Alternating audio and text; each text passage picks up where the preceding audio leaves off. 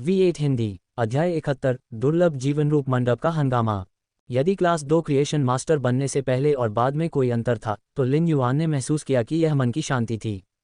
लिन yuan ने पहले से ही अपने लिए बहुत सारी योजनाएं बना रखी थीं, लेकिन इन योजनाओं को कामयाब बनाने के लिए उसे पहले क्लास 2 क्रिएशन मास्टर की योग्यता हासिल करनी होगी। उसने पहला कदम पहले ही हासिल कर लिया था। इसे प्राप्त करने का आत्मविश्वास होना वास्तव में इसे प्राप्त करने से पहले एक अवास्तविक गुलाबी दृष्टिकोण मात्र था। एक बार जब अवास्तविक लक्ष्य एक वास्तविकता में बदल गया जिसे उसके सीने पर पिन किया गया था, तो इसने वास्तव में लिन युआन को और अधिक आत्मविश्वास दिया था। क्लास 2 क्रिएशन मास्टर होना उसके लिए इस दुनिया में एक सुरक्षित जीवन की गारंटी के लिए पहले से ही पर्याप्त था। जहां तक एल्डन रिंग और सिटी लॉर्डेस लिंग जियाओ द्वारा बताए गए लाभ की बात है, लिन युआन ने वास्तव में इसके बारे में बहुत अधिक नहीं सोचा था। वर्तमान में लिन युआन को दुर्लभ जीवन रूप मंडप की पहली मंजिल पर जाना था और उस नकाबपोश व्यक्ति के साथ व्यापार करना था जिससे उसका कल सामना हुआ था। लिन युआन अब क्लास 2 क्रिएशन मास्टर हो सकता है, लेकिन अगर वह ब्लू फ्लैश बटरफ्लाई ट्रेड हार गया तो शायद दूसरा ढूंढना असंभव होगा। सुंदर और दुर्लभ फे का इस्तेमाल अनुबंध बनाने के लिए नहीं किया जा सकता है। इनमें से कुछ सुंदर फे को पालतू जानवर और सजावट के तौर पर रखा जाता था। उनकी अनोखी सुंदरता ने इन फे को एक ऐसा मूल्य दिया था जिसे पैसे से नहीं मापा जा सकता था। चाहे मनुष्य किसी भी दुनिया में रहे हों और चाहे वे कितने भी अरबों वर्षों से विकसित होते रहे हों, सुंदर चीजों के प्रति उनकी इच्छा कभी नहीं बदली। लिन युआन को इस ब्लू फ्लैश बटरफ्लाई की जरूरत थी, इसकी खूबसूरती के लिए नहीं, बल्कि इसकी बुनियादी क्षमता के लिए। यह उसे अपनी ताकत बढ़ाने के लिए थी और इसमें मोबियस के स्पिरिट लॉक के साथ बेहतरीन संगतता थी। इसलिए लिन युआन को इसे हासिल करना था। ऐसे विचार करते हुए लिन युआन दुर्लभ जीवन रूप मंडप में पहुंचे। जैसे ही लिन युआन ने अपना स्टार वेब कार्ड स्वाइप किया, एक परिचारक तुरंत झुककर उनका स्वागत करने के लिए दौड़ा। सम्मानित कक्षा 2 क्रिएशन मास्टर, दुर्लभ जीवन रूप मंडप में आपका स्वागत है। मुझे आश्चर्य है कि आप किस मंजिल पर जाने वाले हैं। यदि आपको किसी विशिष्ट परी की आवश्यकता है तो आप तीसरी मंजिल के चाय के कमरे में एक कप स्पिरिट चाय पीने के लिए जा सकते हैं। मुझे आपकी रुचि वाले परी को खोजने में आपकी सहायता करने दें। रेयर लाइफ फॉर्म पवेलियन के कर्मचारी की उपस्थिति ने लिन युआन को चौंका दिया। वह क्लास 2 क्रिएशन मास्टर था और वह सिर्फ रेयर लाइफ फॉर्म पवेलियन की पहली मंजिल तक सीमित नहीं था। वह बिना किसी बाधा के रेयर लाइफ फॉर्म पवेलियन की सभी 4 मंजिलों पर घूमने में सक्षम था। धन्यवाद, लेकिन मुझे किसी मदद की ज़रूरत नहीं है। मैं बस पहली मंजिल पर आराम से खरीदारी करूंगी। कृपया अपना काम जारी रखें। जवाब देने के बाद लिन युआन ने मुस्कुराया और दुर्लभ जीवन रूप मंडप में जाने से पहले सिर हिलाया। परिचारिका 2 साल से दुर्लभ जीवन रूप मंडप में काम कर रही थी, फिर भी वह स्तब्ध भाव से स्थिर खड़ी थी। उसका युवा महिला चेहरा गुलाबी रंग से रंगा हुआ था। उसने यह उम्मीद नहीं की थी कि यह सुंदर युवक क्लास 2 क्रिएशन मास्टर होगा, साथ ही दूसरों के साथ व्यवहार करते समय इतना दोस्ताना होगा।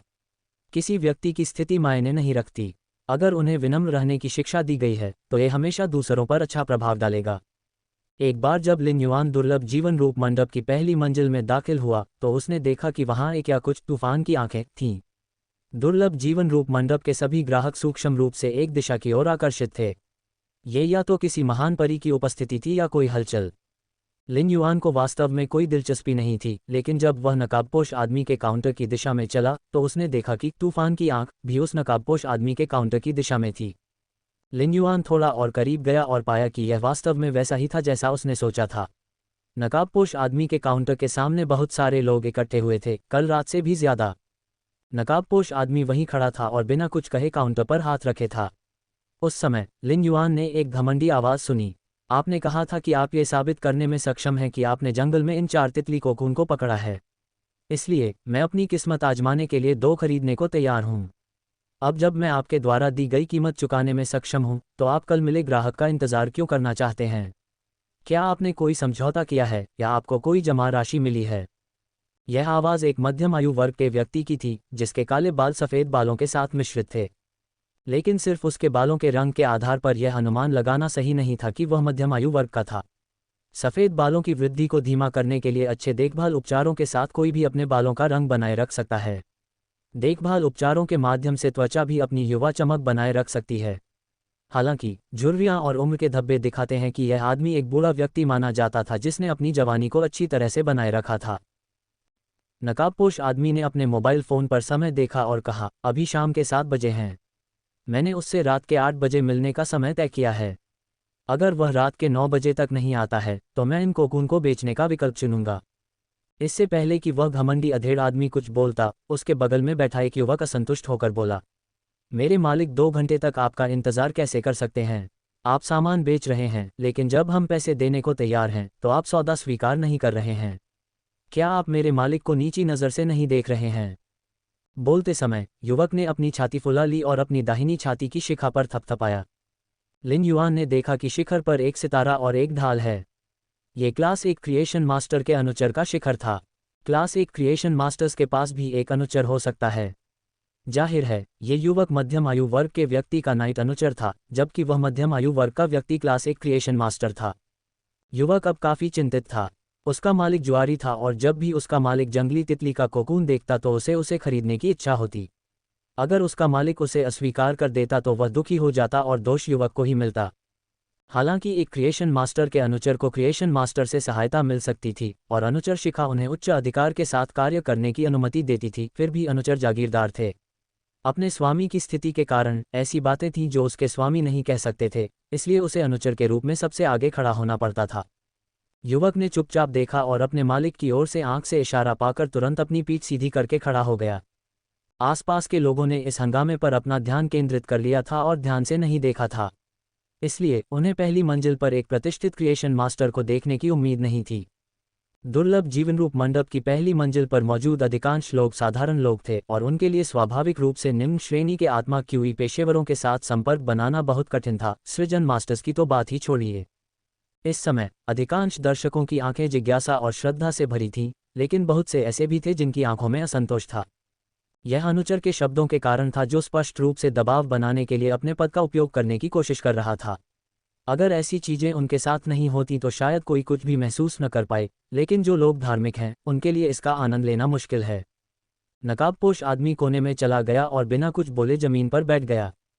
जब अनुचर ने देखा कि नकाबपोश व्यक्ति आज्ञा का पालन करने को तैयार नहीं है तो वह उसे डांटने ही वाला था, लेकिन पीछे से एक उदासीन आवाज गूंजी, जो लोग व्यापार करने के लिए बाहर हैं वे बेचना चुन सकते हैं, लेकिन वे स्वाभाविक रूप से नहीं बेचना भी चुन सकते हैं। फेय बेचना माल के नियमित व्यापार की तरह नहीं है। दोनों पक्षों के इरादों के अनुरूप होने की आवश्यकता है। क्या आप इतना सरल तर्क नहीं समझते? लिन युआन ने देखा कि अनुचर नकाबपोश व्यक्ति के लिए चीजें मुश्किल बनाना जारी रखेगा, इसलिए उसने जल्दी से टिप्पणी की। युआन वास्तव में नकाबपोश आदमी को मुश्किल स्थिति से बाहर निकालने में मदद नहीं कर रहा था। नकाबपोश आदमी इस स्थिति में मुख्य रूप से कल रात की उनकी मौखिक नियुक्ति के कारण था।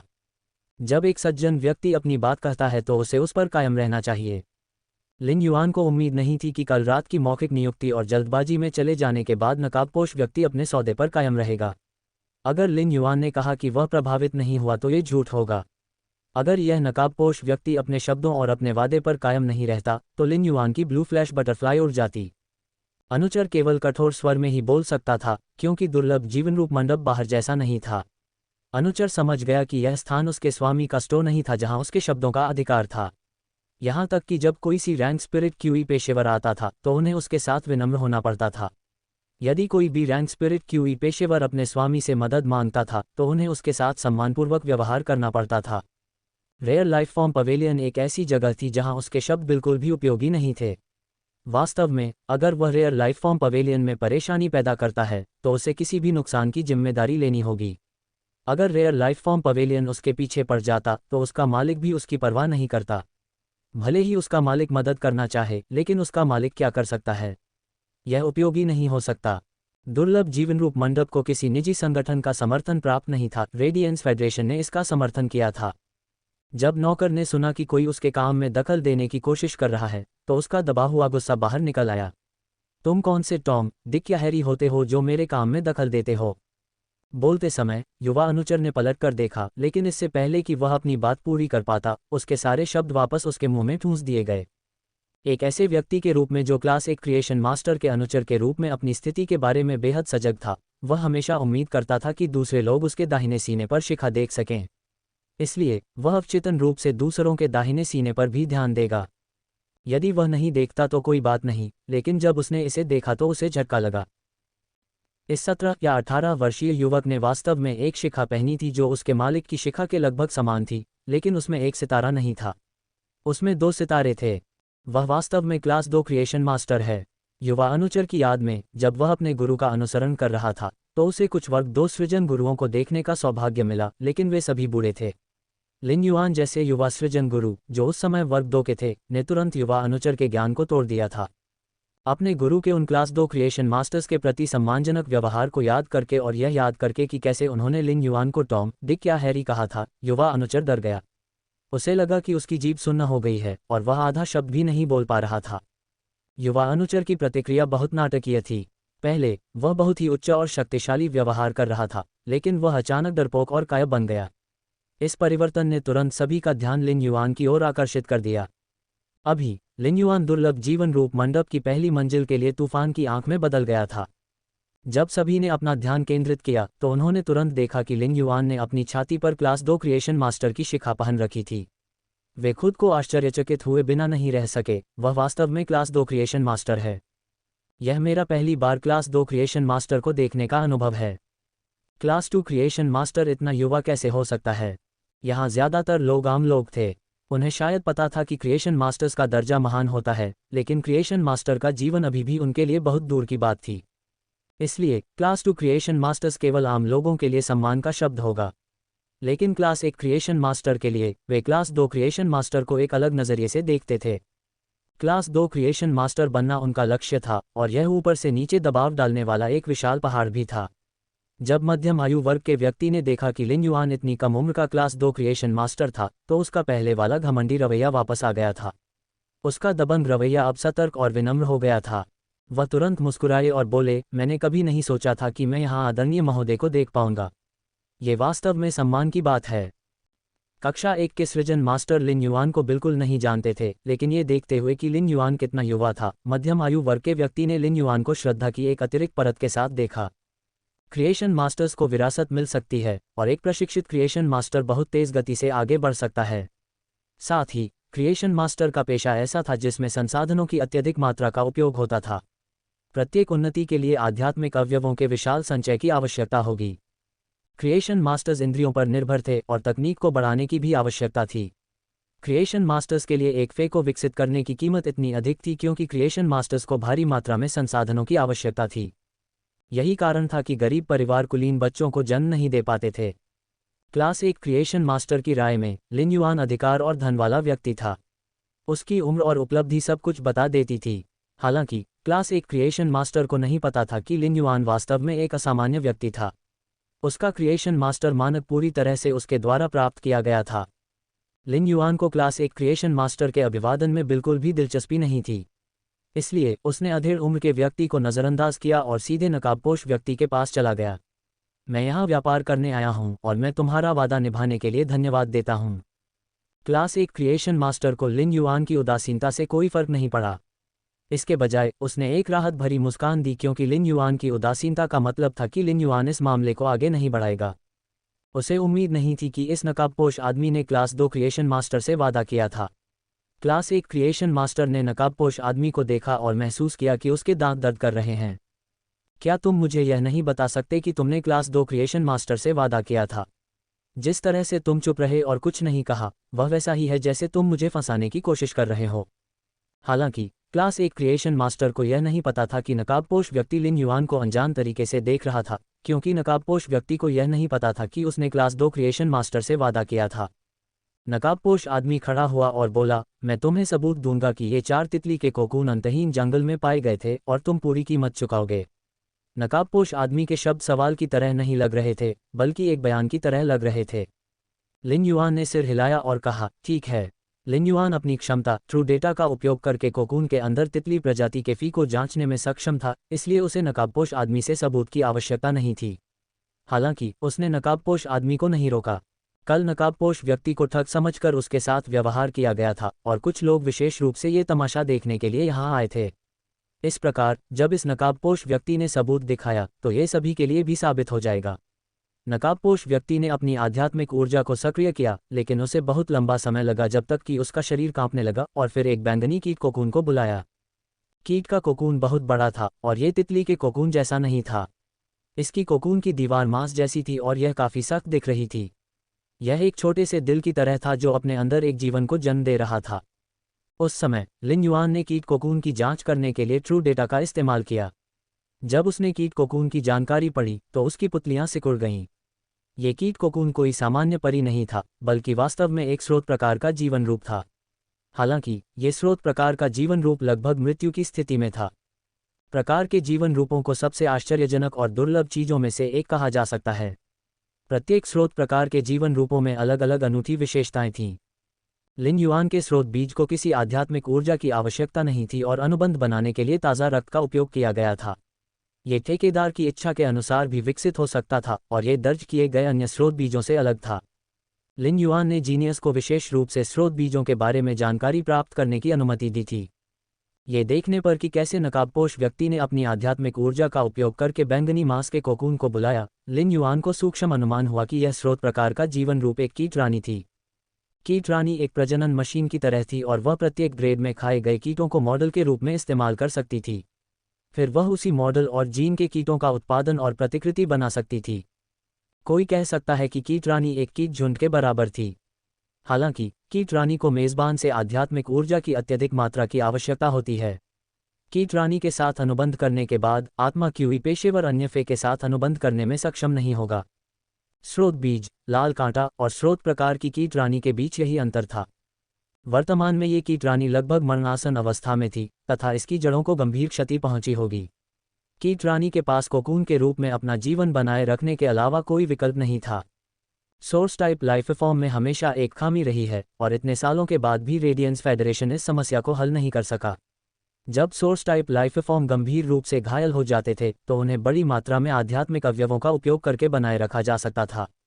हालांकि एक बार जब सोर्स टाइप लाइफ फॉर्म मृत्यु की स्थिति में होता था तो वह आध्यात्मिक अवयवों का उपयोग करके अन्य फे की तरह ठीक नहीं हो सकता था। स्रोत प्रकार का जीवन रूप ऐसा जीवन रूप था जिसे घायल होने में बहुत कठिनाई होती थी। इसका ये भी मतलब था कि स्रोत प्रकार के जीवन रूप की जड़ों को नुकसान पहुंचाना बेहद मुश्किल था। चूंकि स्रोत प्रकार का जीवन रूप मृत्यु के निकट की अवस्था में था, इसलिए यह अपनी प्रारंभिक अवस्था में वापस आ गया था। ये स्रोत प्रकार के जीवन रूप के लिए अपने जीवन को बनाए रखने के लिए पहले से ही सबसे निम्न रूप था।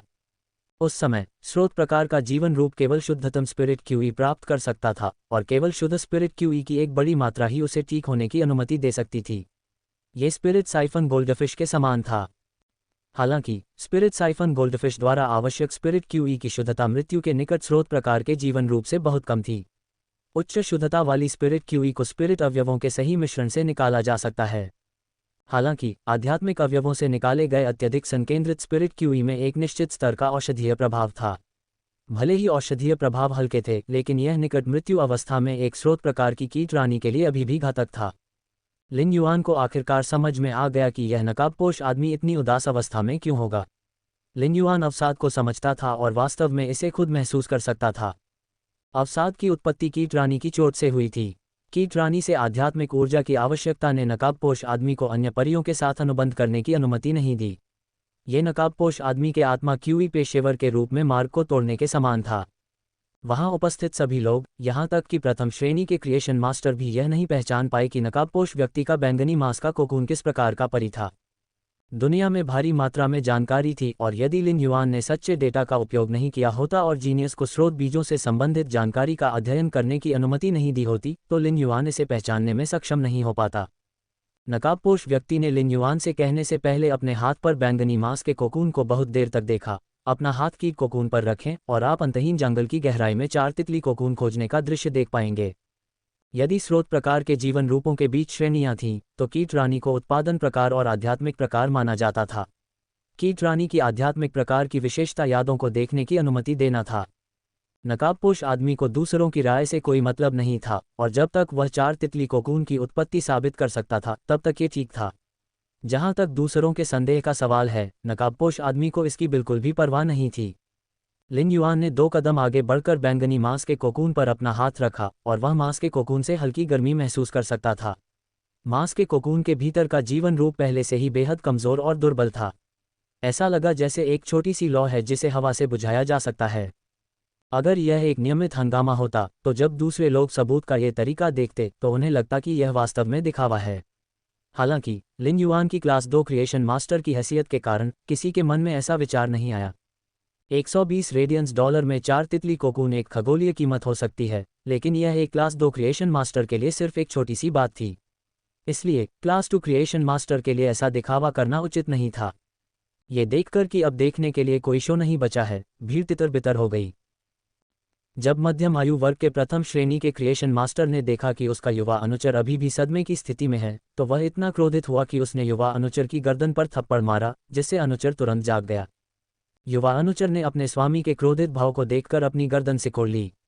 फिर वह अधेड़ उम्र के क्रिएशन मास्टर के पीछे पीछे निराश भाव से दुर्लभ जीवन रूप मंडप से बाहर निकल गया। अगर कोई और समय होता तो मध्यम आयु वर्ग के क्लास 1 क्रिएशन मास्टर निश्चित रूप से ये देखने के लिए रुकते कि क्या वह लिन युआन, एक युवा क्लास 2 क्रिएशन मास्टर के साथ अच्छे संबंध बना सकते हैं। यह अपने लिए एक अतिरिक्त रास्ता बनाने जैसा ही होगा। लेकिन जब क्लास 1 क्रिएशन मास्टर को याद आया कि कैसे उसके अनुचर ने पहले उसकी बारी के बारे में बात की थी, तो उसे डर था कि लिन युआन बाद में बदला ले सकता है। इसलिए उसने यहाँ रहने की हिम्मत नहीं की और इस हंगामे वाली जगह को छोड़ दिया। तूफान की आंख अब शांत हो गई थी और दुर्लभ जीवनरूप मंडप वापस सामान्य स्थिति में आ गया था। लिन युआन ने अपना हाथ बैंगनी मांस के कोकून पर रखा और मांस के कोकून के भीतर से आध्यात्मिक तरंगों को महसूस किया। उसके दिमाग में एक दृश्य बना कि कैसे नकाबपोश आदमी ने 4 तितली कोकून एकत्र किए। नकाबपोश व्यक्ति ने वास्तव में अंतहीन जंगल में ये 4 कोकून ढूंढ निकाले थे। जैसे ही लिन युआन अपने मन में दृश्य को महसूस कर रहा था, उसने महसूस किया कि बैंगनी मांस का कोकून भीतर से एक दर्दनाक संघर्ष को बाहर निकाल रहा है। लिन युआन कीट कोकून की आध्यात्मिक दुनिया से दर्द को महसूस करने में सक्षम था। हालांकि दर्द का संघर्ष भी दयनीय रूप से कमजोर था। ये तीव्र आध्यात्मिक लहर ऐसा महसूस हो रही थी जैसे यह मृत्यु से पहले ऊर्जा का अंतिम झोंका हो। नकाबपोश आदमी के चेहरे पर अचानक घबराहट छा गई। वह स्पष्ट रूप से इस कीट रानी के दर्द को महसूस कर सकता था और उसकी हथेली कांप रही थी। चूंकि लिन युआन ने कीट रानी के दर्द को महसूस किया था, इसलिए उसने जल्दी से अपनी आध्यात्मिक शक्ति को प्रसारित किया और कीट रानी के शरीर में अत्यंत शुद्ध आत्मा क्यूई डाला। अगर कीट रानी का दर्द उबलते पानी की तरह था जो किनारों से बाहर निकलने वाला था, तो लिन युआन की आत्मा क्यूई साफ गर्म पानी की तरह थी।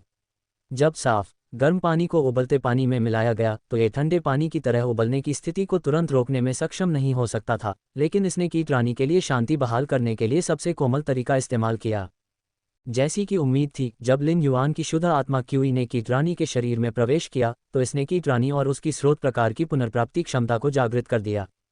कुछ ही मिनटों में कीट रानी की चोटें ठीक नहीं हो सकती थीं, लेकिन ये कीट रानी को मरणासन अवस्था से वापस मृत्यु के निकट की स्थिति में लाने के लिए पर्याप्त था। लिन युआन ने अपना हाथ वापस खींच लिया और जब उसने अपना सिर उठाया तो उसने देखा कि नकाबपोश व्यक्ति स्थिर निगाहों से उसकी ओर देख रहा था। पहले से अलग, नकाबपोश आदमी की आंखें अवसाद से भरी नहीं थीं। ऐसा लग रहा था जैसे कई सालों से चले आ रहे अंधेरे में अचानक इंद्रधनुष दिखाई दे रहा हो। आंखों में जो रोशनी थी वह उम्मीद की किरण थी और साथ ही अवर्णनीय खुशी भी। उसमें कुछ हिचकिचाहट भी थी क्योंकि वह लिन युआन की ओर देख रहा था और कुछ कहना चाहता था, लेकिन उसे समझ नहीं आ रहा था कि क्या कहे। नकाबपोश आदमी बहुत देर तक हिचकिचाता रहा, फिर धीरे धीरे उसकी आंखें दृढ़ निश्चयी हो गईं। मुझे नहीं पता कि मैं कर सकता हूं या नहीं। नकाबपोश आदमी हकलाते हुए बोल रहा था, लेकिन लिन युआन पहले से ही अनुमान लगा सकता था कि नकाबपोश आदमी क्या कहना चाहता था। लिन युआन ने पहल की और कहा, हमारे बीच अच्छी बातचीत होने से पहले मेरे पीछे ऊपर चाय के कमरे में चलो। तीसरी मंजिल पर दुर्लभ जीवन रूप मंडप का चाय कक्ष वास्तव में एक निजी कमरा था जिसमें एक सुंदर और आरामदायक वातावरण था। इसे विशेष रूप से ध्वनि अलगाव के साथ बनाया गया था ताकि अंदर के लोगों को इस बात की चिंता न करनी पड़े कि चाय कक्ष में उनकी चर्चा को कोई सुन सकता है या उन्हें परेशान कर सकता है। नकाबपोश आदमी ने तुरंत जवाब दिया, ठीक है। बोलने के बाद वह लिन युआन का पीछा करने की तैयारी कर रहा था। लिन युआन को उम्मीद नहीं थी कि यह नकाबपोश आदमी, जो हमेशा शांत और स्थिर रहता था, वास्तव में घबरा जाएगा। लिन युआन ने काउंटर पर रखे 4 तितली कोकून की ओर इशारा करते हुए कहा, आइए पहले इन 4 तितली कोकून का व्यापार पूरा करें। जब लिन युआन 4 तितली कोकून इकट्ठा कर रहा था तो उसने एक सफ़ेद और साधारण कोकून को देखकर उत्साहित महसूस किया। लिन युआन ने ब्लू फ्लैश तितली के कोकून को एक बॉक्स में अलग से रखा। चूसी के लिए आरक्षित वज्र तितली को भी विशेष रूप से अलग रखा गया था। जहां तक 2 अन्य कोकूनों की बात है, उनमें से एक जहर पाउडर तितली थी जबकि बड़ा सफ़ेद कोकून हंटर तितली था। वज्र तितली फे में सबसे अधिक विकास विविधता वाली फे थी। ये तितली फे में विशेष रूप से दुर्लभ नहीं हो सकती है, लेकिन इसकी कीमत भी कम नहीं थी। एक एलीट वज्र तितली की कीमत लगभग 40 रेडियंस डॉलर होगी। जहर पाउडर तितली और शिकारी तितली दोनों की कीमत 10 रेडियंस डॉलर से कम थी। इसलिए ब्लू फ्लैश बटरफ्लाई के बिना लिन युआन द्वारा इन 4 तितली कोकून की खरीद नुकसानदेह होगी।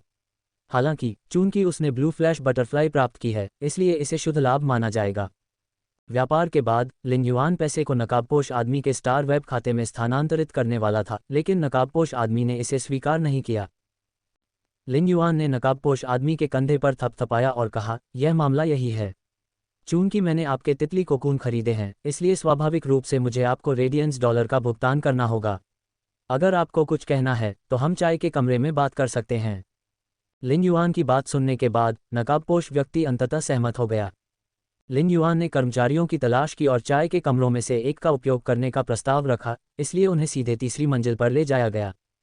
चाय कक्ष का वातावरण सचमुच बहुत अच्छा था और वहां चांदी के फूलों और पौधों के कई गमले थे जो चमकीले ढंग से खिल रहे थे, जिससे कमरा एक सुंदर सुगंध से भर गया था। चाय के कमरे में सोफे पर बैठकर और फेस से बनी स्पिरिट चाय की चुस्कियां लेने के बाद किसी को भी अनायास ही ऐसा महसूस होगा कि चाय की खुशबू से उनकी सारी थकान धुल गई है। जाहिर है, नकाबपोश व्यक्ति के मन में उस स्पिरिट चाय के बारे में चिंता करने की कोई बात नहीं थी, जिसे वह शायद ही कभी देख पाता। लिन युआन ने अपना मुंह खोला और कहा, तुम्हारे दिमाग में क्या है? तुम मुझे सीधे बता सकते हो। लिन युआन ने नकाबपोश आदमी के विचारों को तुरंत उजागर नहीं किया। ये वे बातें थीं जिनके बारे में लिन युआन को उम्मीद थी कि नकाबपोश आदमी व्यक्तिगत रूप से बोलेगा और यह उसके अतीत पर काबू पाने का एक तरीका होगा। नकाबपोश आदमी ने लिन युआन को बहुत देर तक देखा और फिर अपना नकाब उतार दिया। नकाब के पीछे का चेहरा लिन युआन की कल्पना के अनुसार अधेड़ उम्र के आदमी जैसा बूढ़ा नहीं था। वह आदमी लगभग 25 या 26 साल का लग रहा था, लेकिन उसकी आंखों में एक बूढ़ापन था जो उसके चेहरे के अनुरूप नहीं था। मुखौटा उतारने के बाद आदमी ने अपनी आध्यात्मिक ऊर्जा प्रसारित की। एक गहरे बैंगनी रंग का रून प्रकट हुआ और आदमी के चारों ओर घूमने लगा। फिर आदमी ने भी अपनी आध्यात्मिक शक्ति प्रसारित करना शुरू कर दिया। भले ही वहां कोई भंवर न बना हो, लेकिन वहां पहले से ही एक धारा मौजूद थी। लिन युआन ने अपनी भौहें उठाईं और उम्मीद नहीं की थी कि इस नकाबपोश आदमी के पास विल पावर रून होगा। ऐसा लगता है कि उसकी स्पिरिट क्यूई रैंक पर थी। अगर वह आगे बढ़ता और एक काल्पनिक नस्ल से प्राप्त करता तो उसे राजा श्रेणी का विशेषज्ञ माना जा सकता था। इस आदमी की उम्र और प्रतिभा को देखते हुए उसका साधारण होना असंभव था। इस तरह की प्रतिभा को रेडियंस फेडरेशन के भीतर सर्वोच्च माना जाएगा, और यह भी नहीं कहा जा सकता कि उसके पास एक स्रोत प्रकार का जीवन रूप था। कीट रानी। यदि कीट रानी गंभीर रूप से घायल न होती और मृत्यु के निकट न पहुंच जाती तो यह व्यक्ति युवा पीढ़ी के शीर्ष विशेषज्ञों में से एक होता। लिन युआन ने नहीं पूछा, और इस बार सबसे पहले नकाबपोश आदमी ने ही बात की। मुझे अपना परिचय देने दीजिए। मेरा नाम लियू जी है, 27 साल का हूँ। पहले मैं B rank combat class spirit qi professional था। मेरे पास इंसेक्ट क्वीन है जो प्लेटिनम 3 एपिक लाइफ फॉर्म है। लियू जी ने गंभीर तरीके से अपना परिचय दिया, जबकि लिन युआन भी गंभीरता से सुन रहा था। अपनी व्यक्तिगत जानकारी पर परिचय देने के बाद लियू जी ने पूरक जानकारी दी। 2 साल पहले मैं radiance 100 sequence #39 hot of insect swarm का भी हिस्सा था। ये कथन सुनने के बाद लिन युआन की आंखें चौड़ी हो गईं और उसकी पुतलियां सिकुड़ गईं। अनुक्रम #39 की जुन का दिल। हालांकि लिन युआन को वास्तव में समाचारों में कोई दिलचस्पी नहीं थी, फिर भी उसने अनुक्रम संख्या 39 की जुन के हृदय पर समाचारों के बारे में सुना था। पास के कोल्ड फ्रॉस्ट सिटी में क्लास 3 डायमेंशनल रिफ्ट के दौरान डायमेंशनल रिफ्ट एक डार्क सबर्टेरियन वर्ल्ड से जुड़ गया था। सबर्टेरियन वर्ल्ड के जीव लालची और निर्दयी होने के लिए मशहूर थे। वे सभी जीवित जीवों का शिकार करके उन्हें मार देते थे। क्लास 3 डायमेंशनल रिफ्ट ने कोल्ड फ्रॉस्ट सिटी को ज़्यादा नुकसान नहीं पहुंचाया क्योंकि sequence #39 hot of insect swarm की जुन को नियंत्रित कर रहा था। उसने अकेले ही क्लास 3 डायमेंशनल रिफ्ट के भूमिगत जानवरों को आधे घंटे तक रोके रखा था। ये वह आधा घंटा था जिसने कोल्ड फ्रॉस्ट सिटी को नरक में बदलने से रोका था। हालांकि अनुक्रम #39 की जुन का हृदय इसके बाद गायब हो गया और फिर कभी प्रकट नहीं हुआ। 2 साल सब कुछ मिटाने के लिए पर्याप्त नहीं थे। हालांकि अन्य रेडियंस 100 की तुलना में हॉट ऑफ इंसेक्ट स्वॉर्म पहले जितना प्रसिद्ध नहीं था। 1 साल पहले रेडियंस 100 फिर से अपने सीक्वेंस को सॉर्ट कर रहा था, और क्योंकि हॉट ऑफ इंसेक्ट स्वॉर्म दिखाई नहीं दिया था, इसलिए उसे रेडियंस 100 से हटा दिया गया था। ये वास्तव में अफसोस की बात थी। हालांकि लिन युआन को उम्मीद नहीं थी कि रेडियंस 100 और सीक्वेंस #39 बन चुका एक व्यक्ति मास्क पहनेगा और अपने घायल स्रोत प्रकार के जीवन रूप को साथ लेकर आएगा। वह वास्तव में दुर्लभ जीवन रूप मंडप की पहली मंजिल पर तितली कोकून खोजकर और बेचकर जीवित रहने की कोशिश कर रहा था। इससे लिन युआन को अवर्णनीय दबाव महसूस हुआ। शायद लियू जी लिन युआन के चेहरे पर आए बदलाव को देख पा रहे थे, इसलिए उन्होंने समझाना जारी रखा, उस लड़ाई के बाद कीट रानी और मुझे जीवित नहीं रहना चाहिए था। ये बांस सम्राट ही था जिसने मुझे ठीक करने के लिए 3 महीने का समय लगाया। साथ ही वह कीट रानी को लगभग मृत्यु के करीब की स्थिति में रखने में सक्षम था। मैं ही वह व्यक्ति हूँ जिसने अपनी वर्तमान जीवन शैली चुनी है। मैं ऐसा कोई बेकार व्यक्ति नहीं बनना चाहता था जो अपने गौरवशाली अतीत में जी रहा हो। लिन युआन को लियू जी के शब्दों में गर्व महसूस हो रहा था। लिन युआन लियू जी को पूरी तरह से समझ नहीं पाया था, लेकिन फिर भी वह प्रशंसा से भरा हुआ था। शायद यही वह योगदान का जीवन था जिसे किसी वीर व्यक्ति ने चुना था। उस समय लियू जी ने लियू जी को फिर से बोलते हुए सुना, लेकिन आज आपने मुझे फिर से आशा देखने की अनुमति दी। यह अज्ञात है कि आपकी आत्मा क्यों ही मेरी कीटरानी की चोटों को ठीक करने में सक्षम क्यों है। बोलते समय लियू जी एक घुटने पर बैठ गए और एक अनुचर की मुद्रा में शपथ ली। दृढ़ निश्चय आवाज गूंजी, मैं क्लास 2 क्रिएशन मास्टर लिन युआन का अनुचर बनने की शपथ के रूप में इच्छाशक्ति रून का उपयोग करता हूँ। मैं एक अनुचर की जिम्मेदारियों का पूरी तरह से पालन करूंगा, और अगर मैं शपथ का उल्लंघन करता हूं तो मुझे दुनिया की इच्छाशक्ति से सजा मिलेगी। जैसे ही लियू जी के शब्द शांत हुए, लियू जी के चारों ओर घूम रहा बैंगनी इच्छाशक्ति रून अचानक रुक गया। रून रहस्यमयी जंजीर की एक परत के साथ प्रकट हुआ, और यह इस छोर पर लियू जी की इच्छाशक्ति रून को कसकर बंद कर रहा था। जंजीर के दूसरे छोर पर लिन युआन की आध्यात्मिक ऊर्जा थी। लियू जी को महसूस हो रहा था कि उनके और लियू जी के बीच एक श्रेष्ठ और अधीनस्थ संबंध बन रहा है। यह एक रून शपथ थी, और केवल वे लोग ही शपथ ले सकते थे जो इच्छाशक्ति रून को समझते थे। इसका उल्लंघन करने से दुनिया की इच्छाशक्ति एक अवरोध का निर्माण करेगी, जिससे उन्हें फिर से आत्मा क्यूई महसूस करने से रोका जा सकेगा। इसे आत्मा क्यूई जागृति के बाद उल्लंघन के प्रति सबसे अधिक असहिष्णु शपथ कहा जा सकता है। एक बार रून शपथ का उल्लंघन होने पर एक विशेषज्ञ जो दुनिया की इच्छाशक्ति को समझ सकता था और रून बना सकता था, वह एक साधारण व्यक्ति बन जाता था जो आत्मा क्यूई को महसूस भी नहीं कर सकता था। आत्मा क्यूई पेशेवरों के लिए ऐसी सजा स्वीकार करना उन्हें मारने से भी ज्यादा कठिन था। लिन युआन को उम्मीद नहीं थी कि लियू जी अचानक रून शपथ ले लेंगे। लिन युआन ने लियू जी को देखा और एक पल के लिए समझ नहीं पाया कि क्या कहना है। आज 2 रिटेनर क्रेस्ट प्राप्त करने के बाद लिन युआन ने 2 रिटेनर लेने के बारे में सोचा। हालांकि उसने ऐसी स्थिति का सामना करने और एक ऐसे रिटेनर को स्वीकार करने की उम्मीद नहीं की थी जो कभी रेडियंस 100 के शीर्ष सीक्वेंस सदस्य का सदस्य था। लियू जी अब रेडियंस 100 के अनुक्रम #39 में नहीं रह गए हैं और 2 साल से उपेक्षित हैं, लेकिन अगर लियू जी की कीटरानी पूरी तरह से ठीक हो जाती है तो उनके लिए फिर से उसी ऊंचाइयों तक पहुंचना संभव था। वास्तव में 2 उपेक्षित वर्ष भी व्यर्थ नहीं गए। हो सकता है कि 2 वर्षों में उसकी ताकत में कोई वृद्धि न हुई हो, लेकिन उसकी मानसिक स्थिति में जो विकास हुआ वह कुछ ऐसा था जो लियू जी ने पहले कभी प्राप्त नहीं किया होगा। लियू जी ने लिन युआन को बेहद शांत भाव से देखा और कहा, शपथ लेने के साथ मैं अब आपका अनुचर या संरक्षक शूरवीर हूँ। मैं आपसे मेरी कीटरानी को ठीक करने में मदद करने की विनती करना चाहता हूँ। हालांकि मेरे पास बदले में कुछ भी नहीं है, मैं केवल अपने आप का उपयोग कर सकता हूँ। यदि आप मुझे एक नया जीवन प्रदान करते हैं तो मैं अपना शेष जीवन आपको सौंप देता हूँ। लंबे समय तक लियू जी के शांत भाव को देखने के बाद लिन युआन ने बदले में पूछा, क्या यह आपके शेष जीवन का बलिदान करने लायक है?